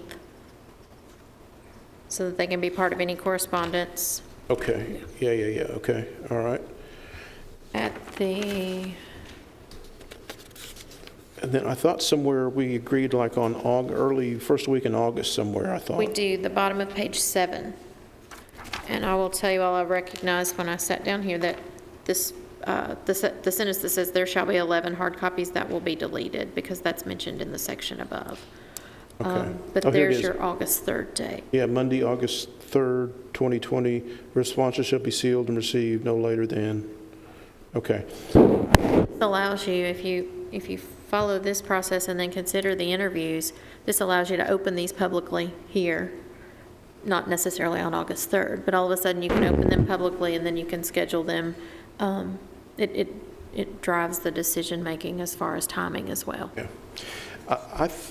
I think, let me ask the committee, I think August 3rd, June, July, that's 7 weeks, let's say. Well, let me rephrase. When do you think, Becky, I mean, I know you have a list of potential players in your head already, and I know this will go out to other solid waste publications that then also have a database, I assume. They do. So when you hit the go button, how many days do you think will pass before this document winds up in the appropriate hands? Just crystal ball. Crystal ball, as quickly as communication travels these days, I would say fairly quickly. I mean, it'll come in through an email, through a database. Okay. But what about those folks that will pick this up, that you may not know personally, and will pick this up through a trade magazine, like a solid waste magazine? Typically, the magazines are actually monthly publications, but they do daily blasts or weekly blasts. Okay. All right. All right. So that being said, are we okay with the August 3rd, or do we think that's too tight? I think August 3rd is still a good date. I'll ask Mac his opinion, but I would tell you that 9 times out of 10, if you give people a little longer, they're just going to wait till a little closer to the deadline, which happens to everyone in some cases. And that gives them 60 days. I mean, I feel like that's more than enough. Okay. Oh, and remember too, we're just asking for an RFI, not an RFP. Yeah, all right, that's true. Okay. So Mac and Steve, is the 15th, do we need to bump the 15th of June back a week or so? Is that pushing too quick? That's only, what is today? Today's the 2nd. By the time this goes out, let's say it's the 4th. That's 11 days. Is that enough, Becky, in your opinion, for somebody to digest this and have questions? The June 15th deadline is just to give Mr. Sandlin the contact information. Oh, the contact information, okay. And I mean, you could push that to the 22nd if you felt better about it. It's just to make sure that we have our own running list, or that you all have your own running list of folks that would respond or have shown interest. Okay, so we'll move the June 15th to June 22nd. Is that agreeable with everybody? And then what is the final date for questions? Refresh my memory on that again. That's July 6th. That's still fair, don't you agree? Okay, all right. All right. So Becky, in your opinion, this is just a curiosity question. In your opinion, with your background, and I know you have friends in high and low places, what do you think, when you load your email and attach this RFI, what are we talking? 100 applicants are you going to send this to? 50 applicants? What do you give us a 6 months ago, I would have told you several. But in the past 6 months, I've heard from companies I've never heard of. I've heard from people I've never heard of. I've heard from folks as far away as California, as far as Europe, people that want to know, what are you thinking? What's going on? What's the volume? What do they do now? That are just asking some very general questions because this information isn't out there yet. So I can't answer that question simply because I've had folks that I don't even know, have never heard of, reach out, and then friends of friends that say, hey, I hear this is a project you've been working on. And I always reference, your all's meetings online and ask them to watch the meetings themselves, to do their own homework. more than 50? You start to look at the list of options, I do think. Yeah, all right. What do you think, Meg? 2 years ago in February, we quit taking construction demolition debris in our landfill, and a week later it was in the National Waste Trade magazines. Okay, very good. All right, I would like to get a motion to accept the revisions to the RFI. So moved. That was Turner, and then Mr. Dodd? I'm sorry, Turner. Yeah, Dodd as a first and Blair as a second. And in this motion, I would like to give Becky the authority to clean up and, I guess, hit the go button. All right? Okay. And we will roll call. So this RFI has been approved by the county attorney. This is it. We're good. These are basically his red lines. We're good. Yeah. And if they're not, we'll just apologize to him. He and I talked at length. Beg for forgiveness. Go ahead, Rachel. Mr. P., Yes. Mr. Dodd, Yes. Commissioner Harris, Yes. Commissioner Piercy, Yes. Commissioner Sharino, Yes. Commissioner Blair, Yes. Chairman Cush. Yes. Yeah, all joking aside, he and Becky spent almost 2 hours on the phone last night, going line by line, and these strike-through red lines are very much the attorney's recommendations. All right. Now, Becky, thank you. Oh, thank you all. Okay. Mac, do you guys want to take a 2-second break? Yes. I know I do, so thank you. Back in order, and Mr. Nolan, if you would like to bring us to the finish line, I would appreciate that. Good evening. What I'd like to, on your iPads, if you'll look at the vent picture first. Everybody see what I'm talking about, the vent picture? Yep. That shows you all the wells we are completed putting the vent wells in that we talked about at the landfill. The numbers 145 through 149, those are the actual vents that's in the garbage. The rest of those numbers are just wells in the outskirts of the landfill. Number 7 is there intentionally. That's the site we've talked about before. We didn't know what was there, so that's the reason we drilled right there, to find out what's there.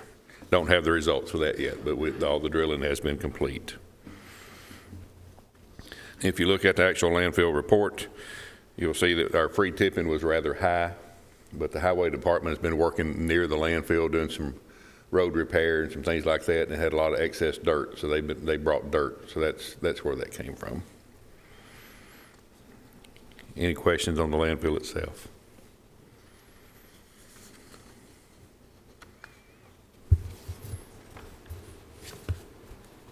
Mac, so is the core drilling done? Yes, sir. So when will we get that report? We're hoping to get the report finished early next week, which TDEC has to see that as well, and then we'll also have it for ourselves. Mr. Chairman, may I? Yes, sir. Commissioner Dodd. Mac, F45 through 49 are your core test sites? All of them are core drills, but the 45 through 49s, we built a vent well out when we came out of the hole. How many total 5. core samples? Total core samples was, I didn't count them, close to 20. Every one of your round marks is a core sample? Yes, sir. Okay, very good. Thank you.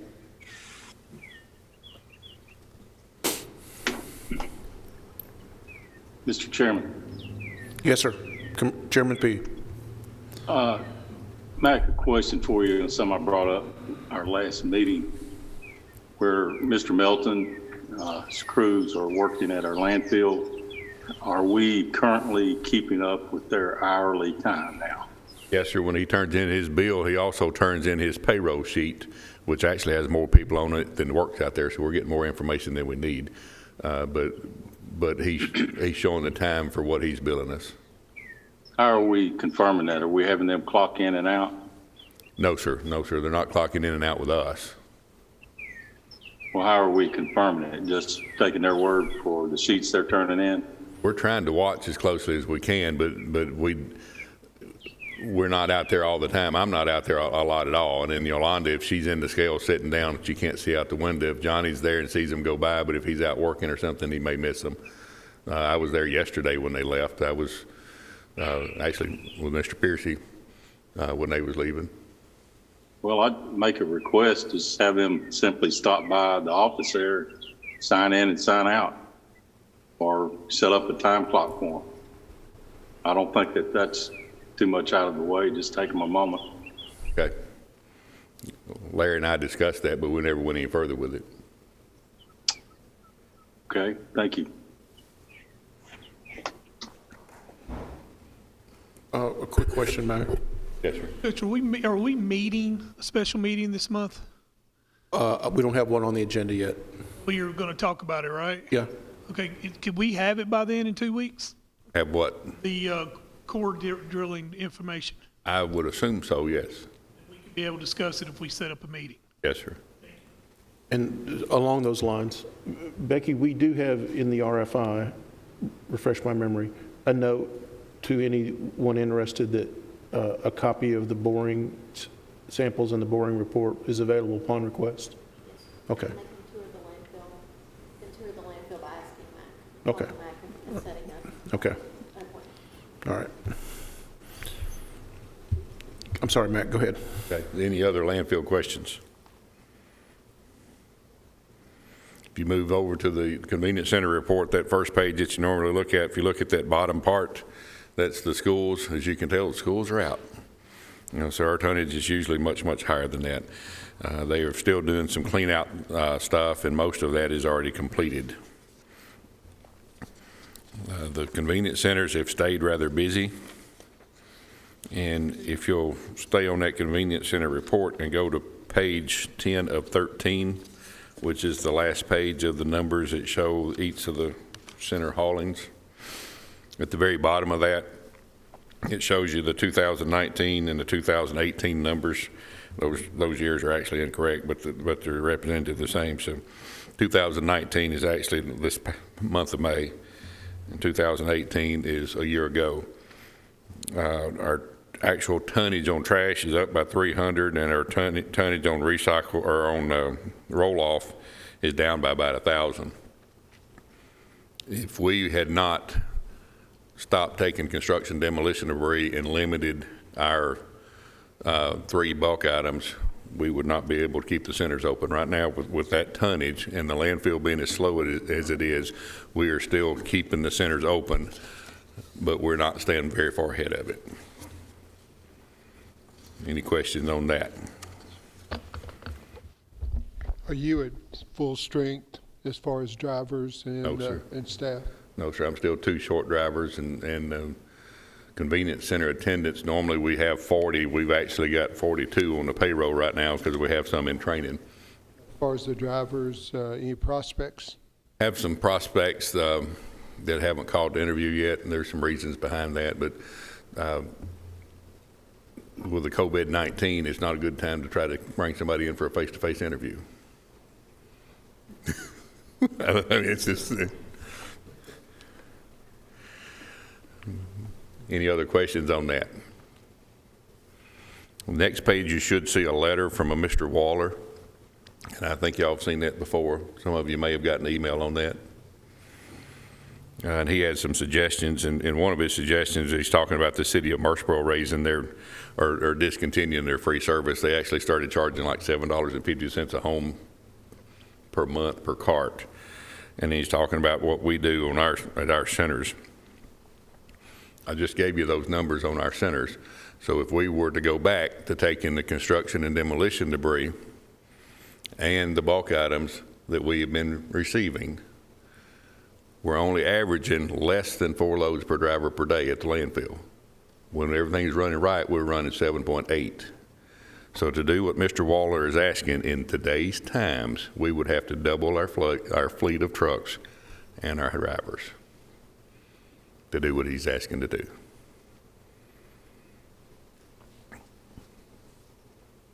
Any questions on that? Mr. Chairman? Yes, sir. Chairman Don, Commissioner Don. Mac? Yes, sir. Part of his suggestion is to expand some existing facilities, and that's in the works, is it not? Well, that is in the works, but expansion is not necessarily the answer.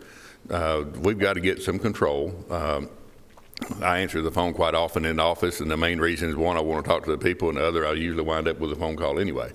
And we've had several people to call and say, you know, I've been doing this bathroom remodel business for years. I've always gone to convenience centers to throw it away, and they won't let me do it anymore. Well, all these years that individual's been telling us it's from his own home. You know, so here's our problem, and I talked to Mr. Blair earlier.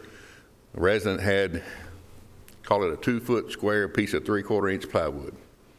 Wouldn't let him throw it away. Why not? It's building material. What happens in our world is if Mr. Blair, which he wasn't the one that had it, threw away that building material, Mr. Sandlin comes in next with a whole load of it. Why can't you take it? Right there's some of it. You took it before. And it doesn't matter the amount. It's just the individual pieces. So that's the issues we get into. We've called the sheriff department twice today with residents that's unruly and carrying on. So It's tough in our world. Since May of 2016 through this week, we have lost 60 convenience center attendants. 4 years, 60 people. It's not the premier job to have, apparently. We are recommending in the budget to give them an increase in pay this year. Yes, sir. But, you know, I'm hoping this RFI will get the ball rolling. I'm glad y'all made the decision that you've made. Personal opinion, convenience center style of collection for a county this large is not the right style. It's needed for missed pickup days and bulk items and some other, you know, reasons that you didn't get your trash picked up at the curb. But I'm hoping we'll get some information through what we're working on that shows that may be a change coming for us. Mr. Chairman, if I may? Yes. Knowing what has affected us with the virus and the stay-at-home, the amount of solid waste that going to the convenience centers, and knowing that that same situation is happening with those other entities that are presently bringing their solid waste to Middle Point, do you have a feel for how that has changed? I think at one time there was, 1 million tons a year going to Middle Point. Is that increased that much more with the stay-at-home? I'm going to give you a guess. I don't know the actual answer, but I'm going to say it has not changed as much as we would think, because the amount of time and the number of truckloads we can haul is half of what we used to. You know, so their volume may not actually have increased. Even with the tornadoes? That would have been a little more of it, yes. They didn't get all of it, but they did get some of it.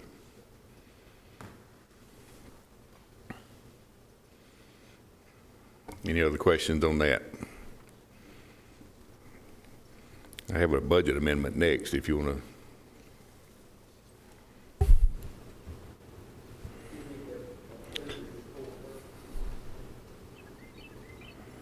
Motion to Chairman. approve his report is presented. We have a motion to approve Mac's report. We need a second. Second. We have a second. Yeah, Mr. P, Commissioner Chairman P, do you have a question? I think it can wait till after this vote, but I've got a motion that I want to make to clarify what I asked for a little while ago with Mr. Melton's group. All right. All right. Roll call.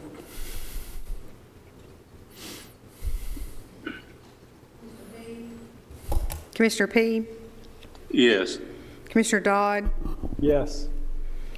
Commissioner Harris? Yes. Commissioner Piercy? Yes. Commissioner Sereno? Yes. Commissioner Blair? Yes. Chairman Cush? Yes. Do Mr. P next, or you going to do budget amendments? Let's go to your budget amendment. Okay. It's actually 3 budget amendments. Finance added 1. I had 2. Line 338, maintenance and repair of vehicles. We've got 2 roll-off trucks and a front-loader truck that's down right now. We don't have enough money in the budget with the repairs we already have going and the continual maintenance stuff. So we're asking for $9,000 increase coming out of fund balance to where we can repair those 3 trucks before the end of this year. And the second budget amendment is asking for $15,000 to add to the recycle dynamics, recycling and electronics.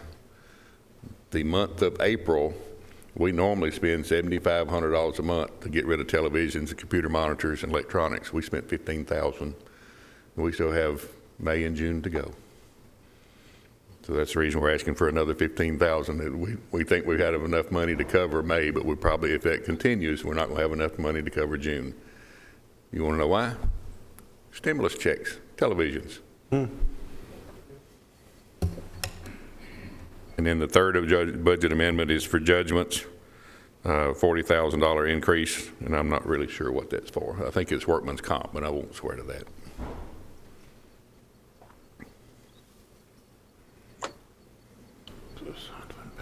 All right. Do we need to take these one at a time, Rachel? If there's, she's got 3.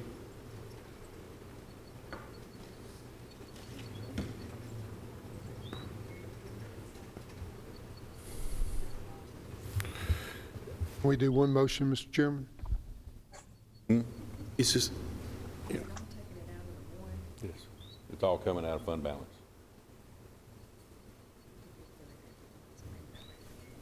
Okay, all right. We'll do 3 separate. Yep, we'll need a motion to approve. Motion to approve. Second. All right.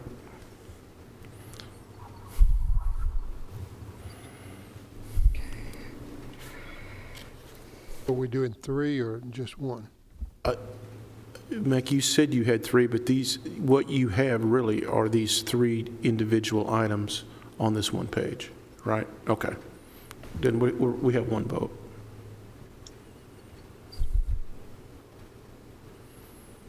Because they're all coming out of the assigned fund balance.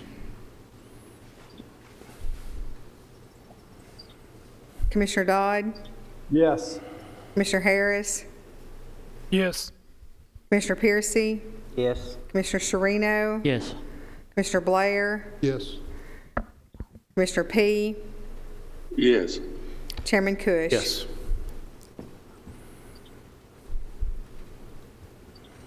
All right, what else do you have, Mac? We have a discussion about Walter Hill. All right. Wait and let Mr. P make his motion, and then we'll Yeah. get into that. Okay, I'd like to have all of your backing on this, and I guess maybe the full commission if need be. Perhaps we don't need that, but I want to make a motion that we have Mr. Melton have his people clock in and out as they come in and leave the facility. There is a time clock there at Yolanda's office that they can use, and we can put her in charge of keeping up with that. But I also want the hourly readings off of each piece of machinery that's used. I think that way we can basically see what's going on there. And also I want the report turned in monthly to us. And again, they could turn that into Yolanda to forward to us, since Mac's actually working at a different office. And I'll put that in the form of a motion. All right, did everybody hear the motion? Everybody understand the motion? I have 2 questions about the motion, Yes, sir. if you're ready.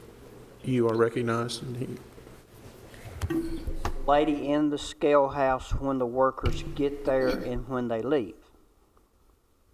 He's there definitely when they leave, but most often, maybe they usually come in roughly the same time. Sometimes they're there before she is. Won't be any problem with the time issue. Well, we'll have to put a time clock outside somewhere. A second question. To get them to clock in, that's no big deal, but to get the hours off the equipment and all, that's going to take time. When he bid on this contract, none of this was in the contract when he bid on it, correct? Correct. Will he be able to ask for more money for fulfilling Mr. P's request? I don't have the answer For for that. time spent. There's no language in our agreement for that. Thank you. Now, let me answer a question that has not been asked. Why do we have all the equipment out there, and what do we do with it? Our landfill through the state of Tennessee is a construction and demolition landfill that is still alive and well and open. We have chosen not to accept that material, just brush and tires. So according to TDEC, we have to have every piece of equipment on site and ready to roll with a backup piece of equipment there in 24 hours to fulfill our agreement.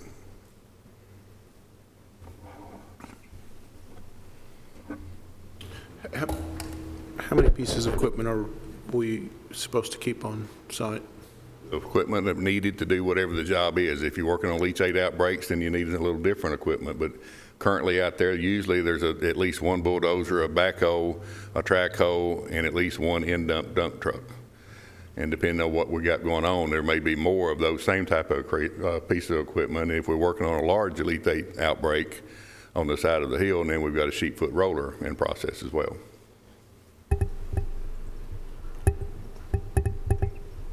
Mr. Chairman, I'm going to recognize Chairman Harris first. Mr. P., he beat you by a second. that's fine. I understand where Commissioner P's coming from. I am concerned about this. I'm not going to, I am concerned. The only thing, I'm going to second Commissioner P's motion, but I'd like to add in language that he said monthly report. I'd like to have a weekly report because we pay them weekly. So I think that we should, Commissioner P, if you agree with that. I'll accept that. Needed to, so that we can see that. Mac, you're a pretty busy guy. And so that's, we're talking about $700,000-800,000 here, and we need to kind of get a good look on this. Would you agree? Oh, I agree 100%. But would you not agree that if you wanted to ask the question, you wouldn't go to the director to ask it instead of going to around the world and asking everybody else but me? That's my point. Hey, I don't know what that means, but just asked you a question. I don't remember. Did I ask somebody else? Well, in the budget meeting, you asked a question, and Mr. Pease asked a question, but neither one of you's called and asked me any questions about this process. Well, and both of you agree that it's something you won't change. I'm not opposed to changing it. No, I'll answer that. I'll be Okay. glad to. Number one is I don't like it because I'm in the business, and the way that I look at it, and I'm not looking at you on this, I'm looking at them on this, is that the same amount of money that billed every single week is the same. And I'm in this business and it rains. I mean, IE right here is your core drilling. How long was that delayed? Because of weather. But once they got there, they drilled in the rain. Got you. But I'm just saying, when you're talking about moving dirt and all this stuff, that's what we're concerned with. I'm concerned with it because it's weekly, and that's just, it doesn't matter. I believe in oversight. It doesn't matter. And I just want to know more about it. And Okay. then you ask for increases in the budget, which brought me up to what's going on right now. Mm-hmm. Would you agree with that? I would. Okay. So you're okay with weekly? Are we going to have a meeting every week for y'all to accept it, or you want me to gather it weekly and then give it to you on a monthly basis? That's a good question. I think I have confidence in you to do it. Okay. I mean, you're responsible for them signing off on the purchase order, so, I mean, I don't see no reason why you can't do that. As long as we got what he's asking for, which is the machine time hours and then their time clocking in. Okay. And all of your landfill experience that y'all have, what happens when it rains a lot that y'all talking about? Creates leachate. So what have they been doing a lot of those days? Correcting leachate issues to keep us from getting fines from the state. And those issues are going to continue until we do something with that landfill. Chairman, do we need, since we're actually inputting something into a contract that's already going, do we need to talk to the county attorney before we force this issue? I wouldn't think so, Commissioner Blair. I think we just give these guys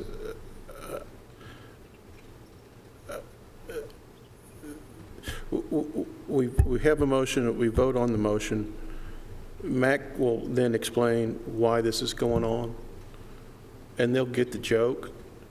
If they have a problem, they can come and have a meeting with Mac, myself, this committee, and if there's grievance in the air, or if they think there's some question or doubt of mistrust or misuse, we can sit here in this room and hash it out.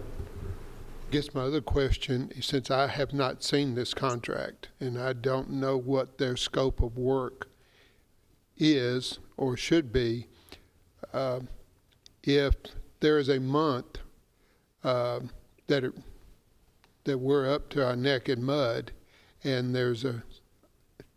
do they get paid no matter what the weather, no matter what the environment, or do they actually have to perform to get paid? See, I don't understand how the contract works. They have to perform. Thanks. I did not know. So, During the rainy weather when they can't move dirt, do they not move rock? They are moving rocks to fill in a hole. What I thought. And if we don't get that hole filled in, we're going to wind up with it sloughing off and being on somebody else's property.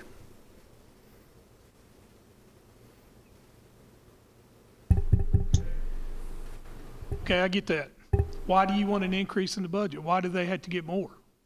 Why does it not stay flat in your request? It has been. You asked it for additional $300,000. Oh. Went from 500 to 700, 400 to 700. Am I not correct? I thought you asked for $700,000 for them this year. They're in two different budgets. Yes, you're into, I agree with that. Right, Host and between those two budgets, I don't remember a change in the line items between those two budgets if you add them together. I'll have to go back and look. But it's 700,000, am that right number? It used to be 400 in one, 300 in the other? It used to be 900,000. Now, really, all right.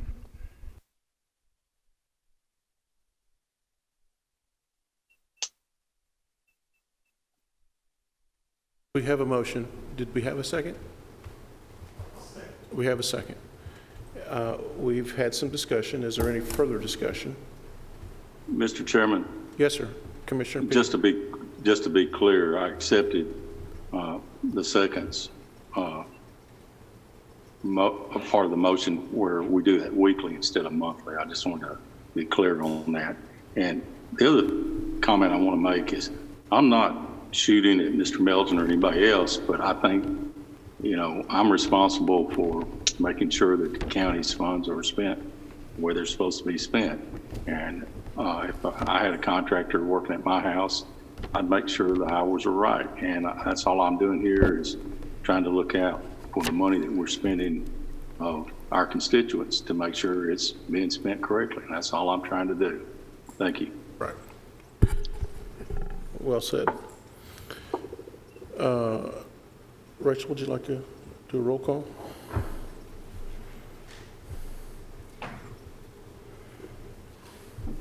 Commissioner P., Yes. Commissioner Dodd, Yes. Commissioner Harris, Yes. Commissioner Piercy, Yes. Commissioner Sharino, Yes. Commissioner Blair, Yes. Chairman Cush. Yes.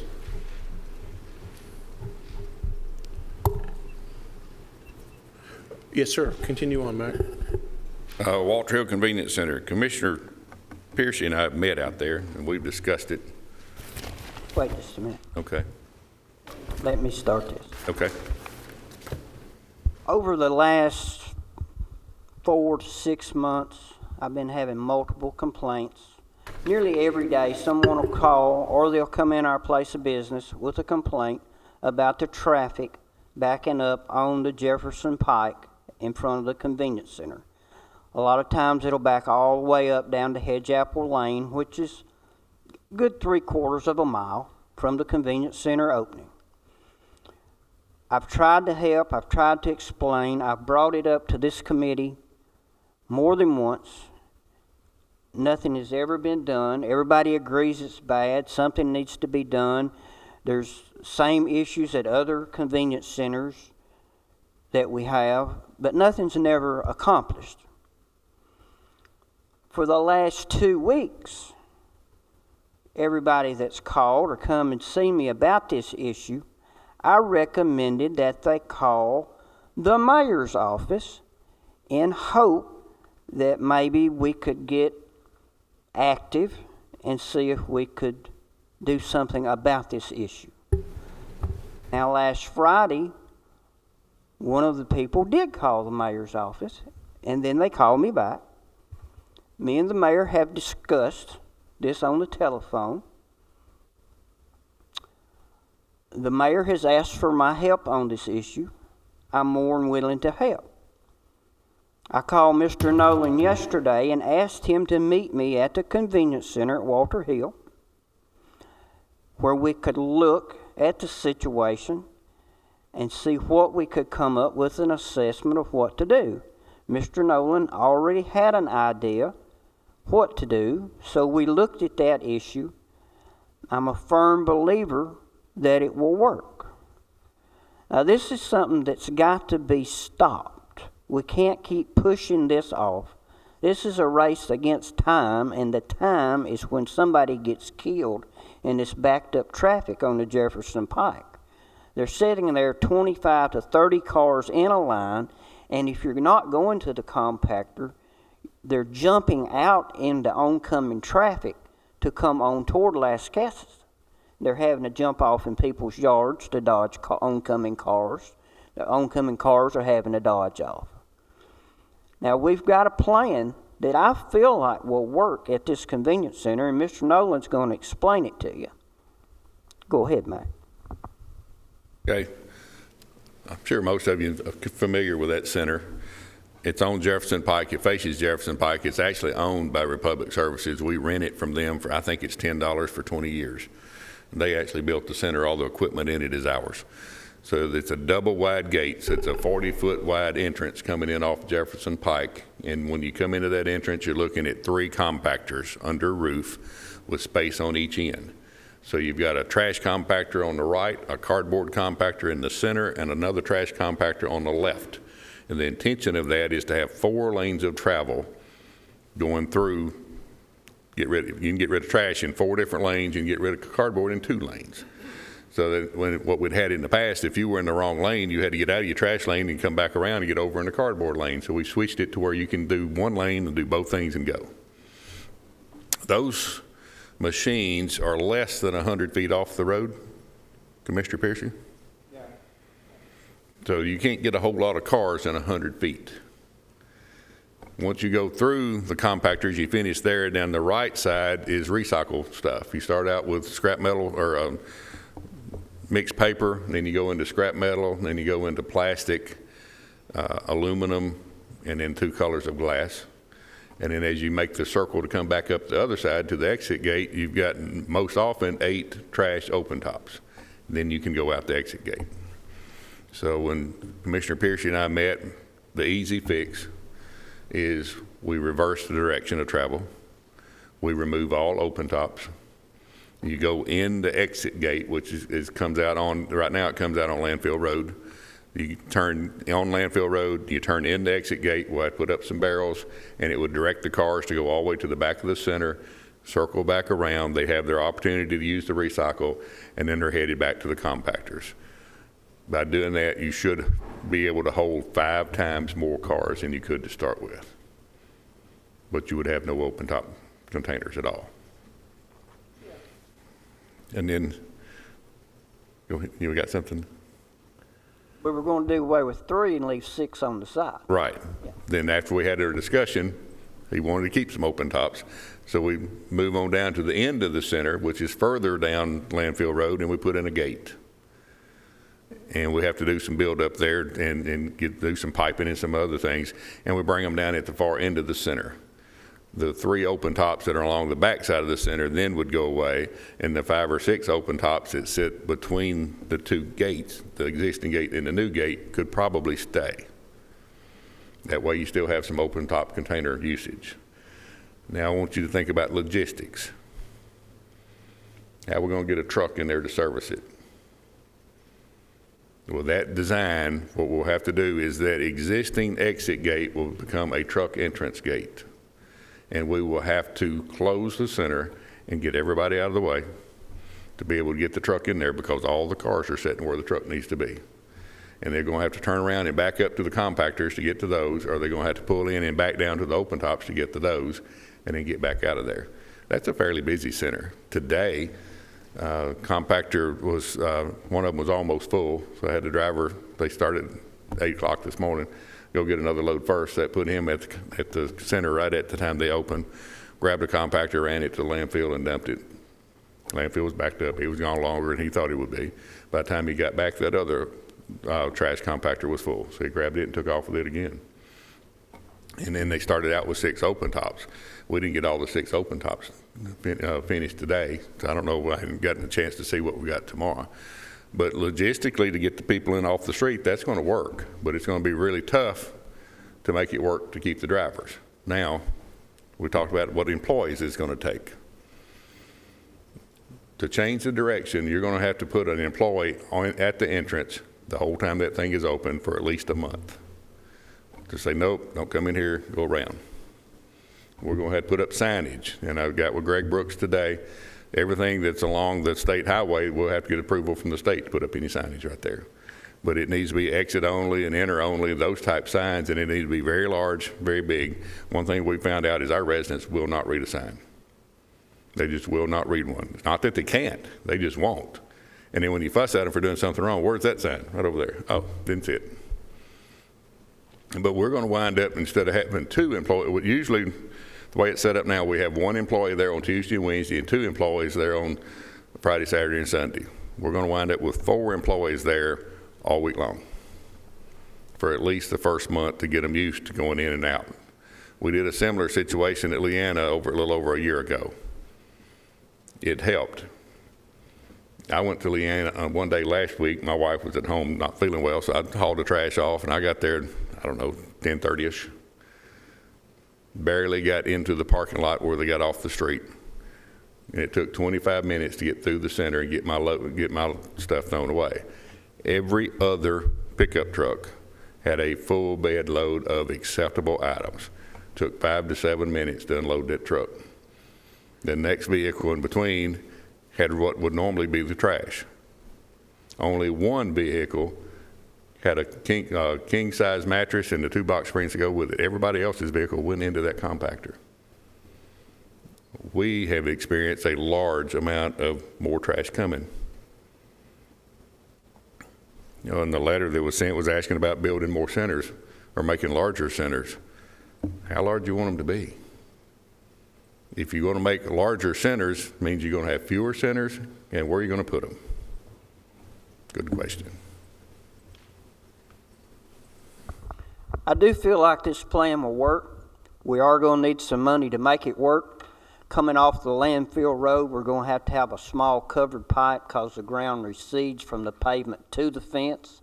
Beyond the fenced area where he's talking about moving the 3 open tops, it's a low-lying area. It's already gravelled where they sit, but it's a low-lying area, and the road will have to be built up probably 18 inches to 2 foot and a covered put under that for the water to siphon on through.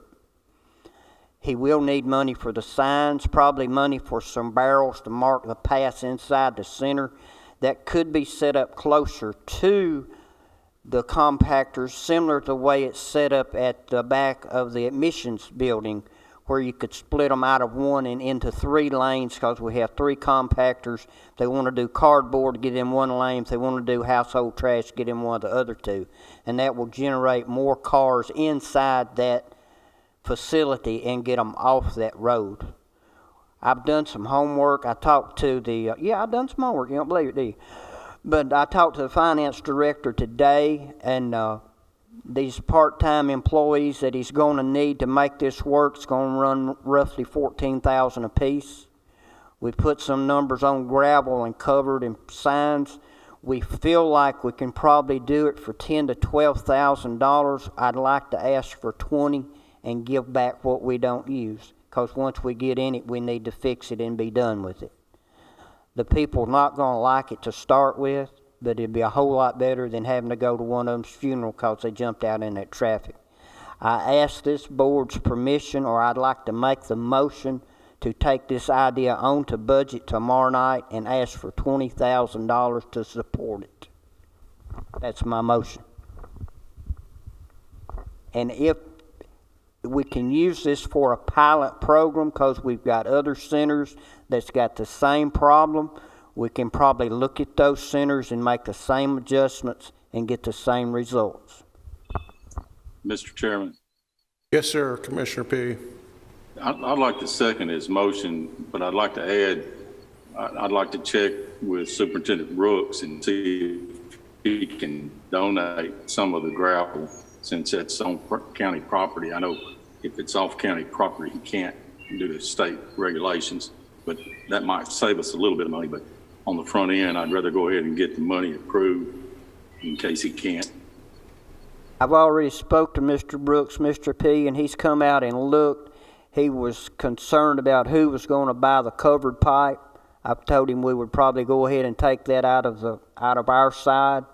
We can buy the rock on the county's price to save money on that. But I don't think Mr. Brooks will furnish any material at all, but he might help do some of the work.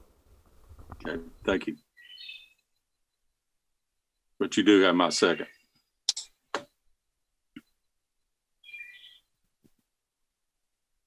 I would like to perhaps make one suggestion, take it for what it's worth.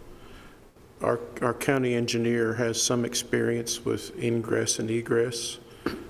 Maybe it'd be worth having him involved in the overall pattern of flow of traffic to see if he has any suggestions on what makes sense, or any blind spots with somebody becoming in between compactors, and just put an engineer's eye on it. That's all I'm suggesting. Not a bad suggestion, but I don't think we need to make it any more difficult than it is. If you come out, we'll be more than glad to show you the layout, because it's pretty simple. We're going to cut a hole in the fence. We've already got the gate to put back up, just like the other gates. And it's coming off of the county landfill road, which is pretty low traffic other than Max trucks and maybe occasional Republic truck up and down through there. But, I'll be more than glad to have them look at it. It was just a thought. And one last question, just from my own curiosity. I'm a visual guy. I have to see things on paper. Mac talked about having to stop customer traffic to get trucks in to move the open containers. What happens if those trucks came in the existing front gate now? Does that create just a bigger problem, or? If you're going in the existing front gate now, then you're going against the flow of traffic, which we do that in some centers. Walter Hill will be a little more difficult to do because you don't have a line of sight as long as you do at the other locations. But yes, that can be done. A lot of our centers currently, we're closing the center when we're changing the box anyway. Our residents are very, very impatient. In Laverne, a couple of years ago, the driver was actually trying to set the empty compactor receiver box down back to the compactor machine. And there's what's called a guide island. The rails underneath the box line up like they do it did at the 10 Lizzie's at Opryland. Yeah. And it lined it up. The car drove across that guide island, too impatient to wait. If that cable breaks, there's no control of that box, and it will kill somebody. So we have to stop for their own safety. Okay. All right. For roll call, or did we do that already? Roll call. Okay. Thank you.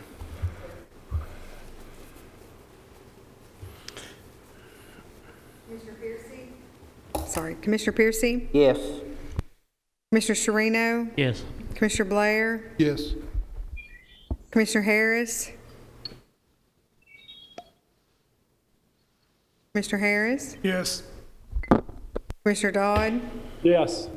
Commissioner P? Yes. Chairman Cush? Yes. All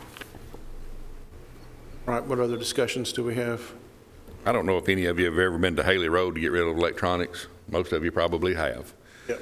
Haley Road's one of those locations when our truck goes in to swap out the recycle containers out front, we have to close that gate.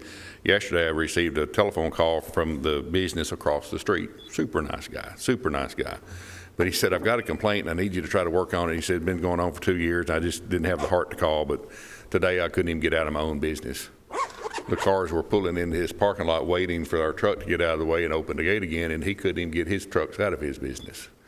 So I called Raymond Hillis with the city of Murfreesboro. He's their street department guy, and explained it to Raymond. So we're going to start working on that. But like Commissioner Piercy said, we've got multiple centers, but Walter Hill is the only one with a street that runs down beside it. Yeah. Next on the agenda is the litter law. And the mayor probably got something on that, or do you? Not tonight. I think that we deferred taking the action last week to think about it and to see what this committee, what direction we want to go. I think that was the topic of discussion. How far do we want to take this, Mr. Chairman? We left it on the agenda just to have to talk about it. Let me give you a for instance. Yeah. This morning, center's opened about 9:30. Roughly 10 o'clock, had a resident And I don't see how he got this much in a pickup truck, but it was 2 persons in the pickup truck. He goes to the Rockville Convenience Center. We're allowed 3 bulk items. So he unloads 3, throws a bunch of other stuff behind the open top and speeds off. And about 20 minutes later, he shows up at Eagleville and does the same thing. Throws away 3 legitimate, throws some stuff, and still has a pickup truck load. So we don't know where he went after that. But what we tried to do, and it was too late to get anything done, is get the sheriff's department to run him down, issue a citation, and let's go see Judge Eyeshot and see what she would do. So we got the tag number. Tag number is registered to a dead person, so it doesn't get us very far. Go ahead. So, Well, Mr. Chairman, as our community continues to grow and more population, we're going to have more and more of these type incidents. So at some point in time, either we live with it and do nothing, or we're going to have to get serious about it. You know, if you want to direct me to work with Mac, we'll be happy to come up with some recommendations to come back and fine-wise. I think I laid that out last, you know, going to put some teeth into the law. $500. and I think Eyeshot said that for the Class A, I think if the state limit was $50. Is that right? Which is too bad that we can't raise that. But we can, I think that we can come back, Mr. Chairman, ask our delegation to maybe do a private act. Okay. You know, we can't do any less than what the state has, but we can always do more. So it's something between now and January, we can work with our delegation and say, will you take this next January when you go back into session? It's too late because they're in session right now. But we can go back next January and ask for a private act just for Rutherford County only. And I think the other part B of the discussion was, do we want to consider hiring a trash deputy like a Bart Smith, which has more duties than just the trash part? But maybe that needs to be discussed first, because that would certainly be part of his duties. And we talked about the salary, and of course we'd have to put him in a car, and the benefits and things like that. And I don't know if that I don't know if that has a lot of, I don't know if we got a lot of support just based on the eyeballs in the room to put a full-fledged deputy on staff again to do that. We can talk about that, but as my recollection was, based on the faces that I looked at in the audience, that would not have a lot of support. But well, I've got 3 cars from the property assessor, so we can take one of those. That eliminates that. So we have the car taken care of. We got that taken care of. Mac? I've got the litter crew driver that, you know, I'm sure y'all are aware the workhouse and the solid waste is working together on trying to run the litter crews, and the correctional work guys are actually running the crews. I've got a guy training them, and they're in the process of trying to hire another one that will actually work for us, or work through the solid waste department and work for them too. But when my guy's not training, that may be an opportunity to run test runs on what you're trying to do, see if it works. And then if we can make it work, then you can go further. If it doesn't work, then you haven't spent a lot of money. Sure. Let's table this till our next meeting, and let's come prepared to discuss this a little further. And then how, you know, we talked about how the fine, if we collected money on the fines, where would that go? If there was going to be some share program, if a citizen turned somebody in, or if a deputy, if a deputy has to take the time to show up to court, does he get a little piece of the pie? We need to have that kind of discussion. So let's be prepared to have that conversation as well. Mac, what else do you have? Well, and remember, we're not the only county in the state. Every county in the state is going through exactly what we're going through, just in the different levels of, you know, how busy they are. As far as I know, that's all I had. All right. One last thing.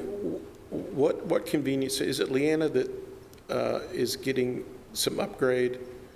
Yes. Yeah. Okay, and what's the status of that upgrade? I was waiting on our current contractor to get us some stuff together, so now we're getting ready to put it out for bid for everybody to get it, the turnkey. Probably will cost us some more money, but it'll get it done a whole lot quicker. Okay, and give me a time frame. When do you think that? Hoping to be done by September. That's our hope. We may not make it, but you got to have a goal. Okay, all right. Other thing that will do is give us a rough idea of what Rockwell could look like. Any other questions for Mac or any other questions for this committee? Any old business? Trying to go back to my agenda. Anyone? Motion to adjourn. Motion to adjourn? Oh, yes. Yes. Right now, we do not have a meeting set. In fact, our next official Public Works meeting may not be until August, but we can have a June, let's see. I want to do something we can do. We can't do the 17th because public Safety. got moved back. June 17th is National Garbage Holiday. Ah, okay. So June 24th. We could do. The 17th is public safety got moved. June 24th, we have a slot available, which is a Wednesday, and by then we should have the coring samples report. We can talk about some other items here, which could be a couple things. We can talk about the construction debris. Also, too, I want you to keep in mind that as Chairman Harris reminded me last night, in August, we will also everybody will go through a committee change again. So I would love for you all to stay on Public Works, but be thinking about that because those committee changes will happen in August. So be lobbying for wherever you'd like to be for that. Are we okay on meeting again on June 24th? Everybody that meet your schedule? All right, good. And then we'll talk a little bit about, Becky, you don't have to be here, but we'll talk a little bit about perhaps the selection process, and certainly when we open these bids, if we get 50 RFIs back, we'll immediately sit down with the schedule and figure out, how many we want to do a day, and then, do we want to do 2 or 3 a week? 2 or 3 sessions a week and knock it all out. So this is going to, Public Works it's a happening place, right? It's going to take a real commitment on our time in the fall, but we've waited a long time to get to this point. So we're going to have to push through it. Yeah. So that's why I warned you in August is the committee selection. So 5:30 on June 24th. Oh, I'm sorry, Shanto. 5:30. Okay, 5:30 on June 24. All right. Anything else? Commissioner Dodd said commission adjourn, committee adjourn.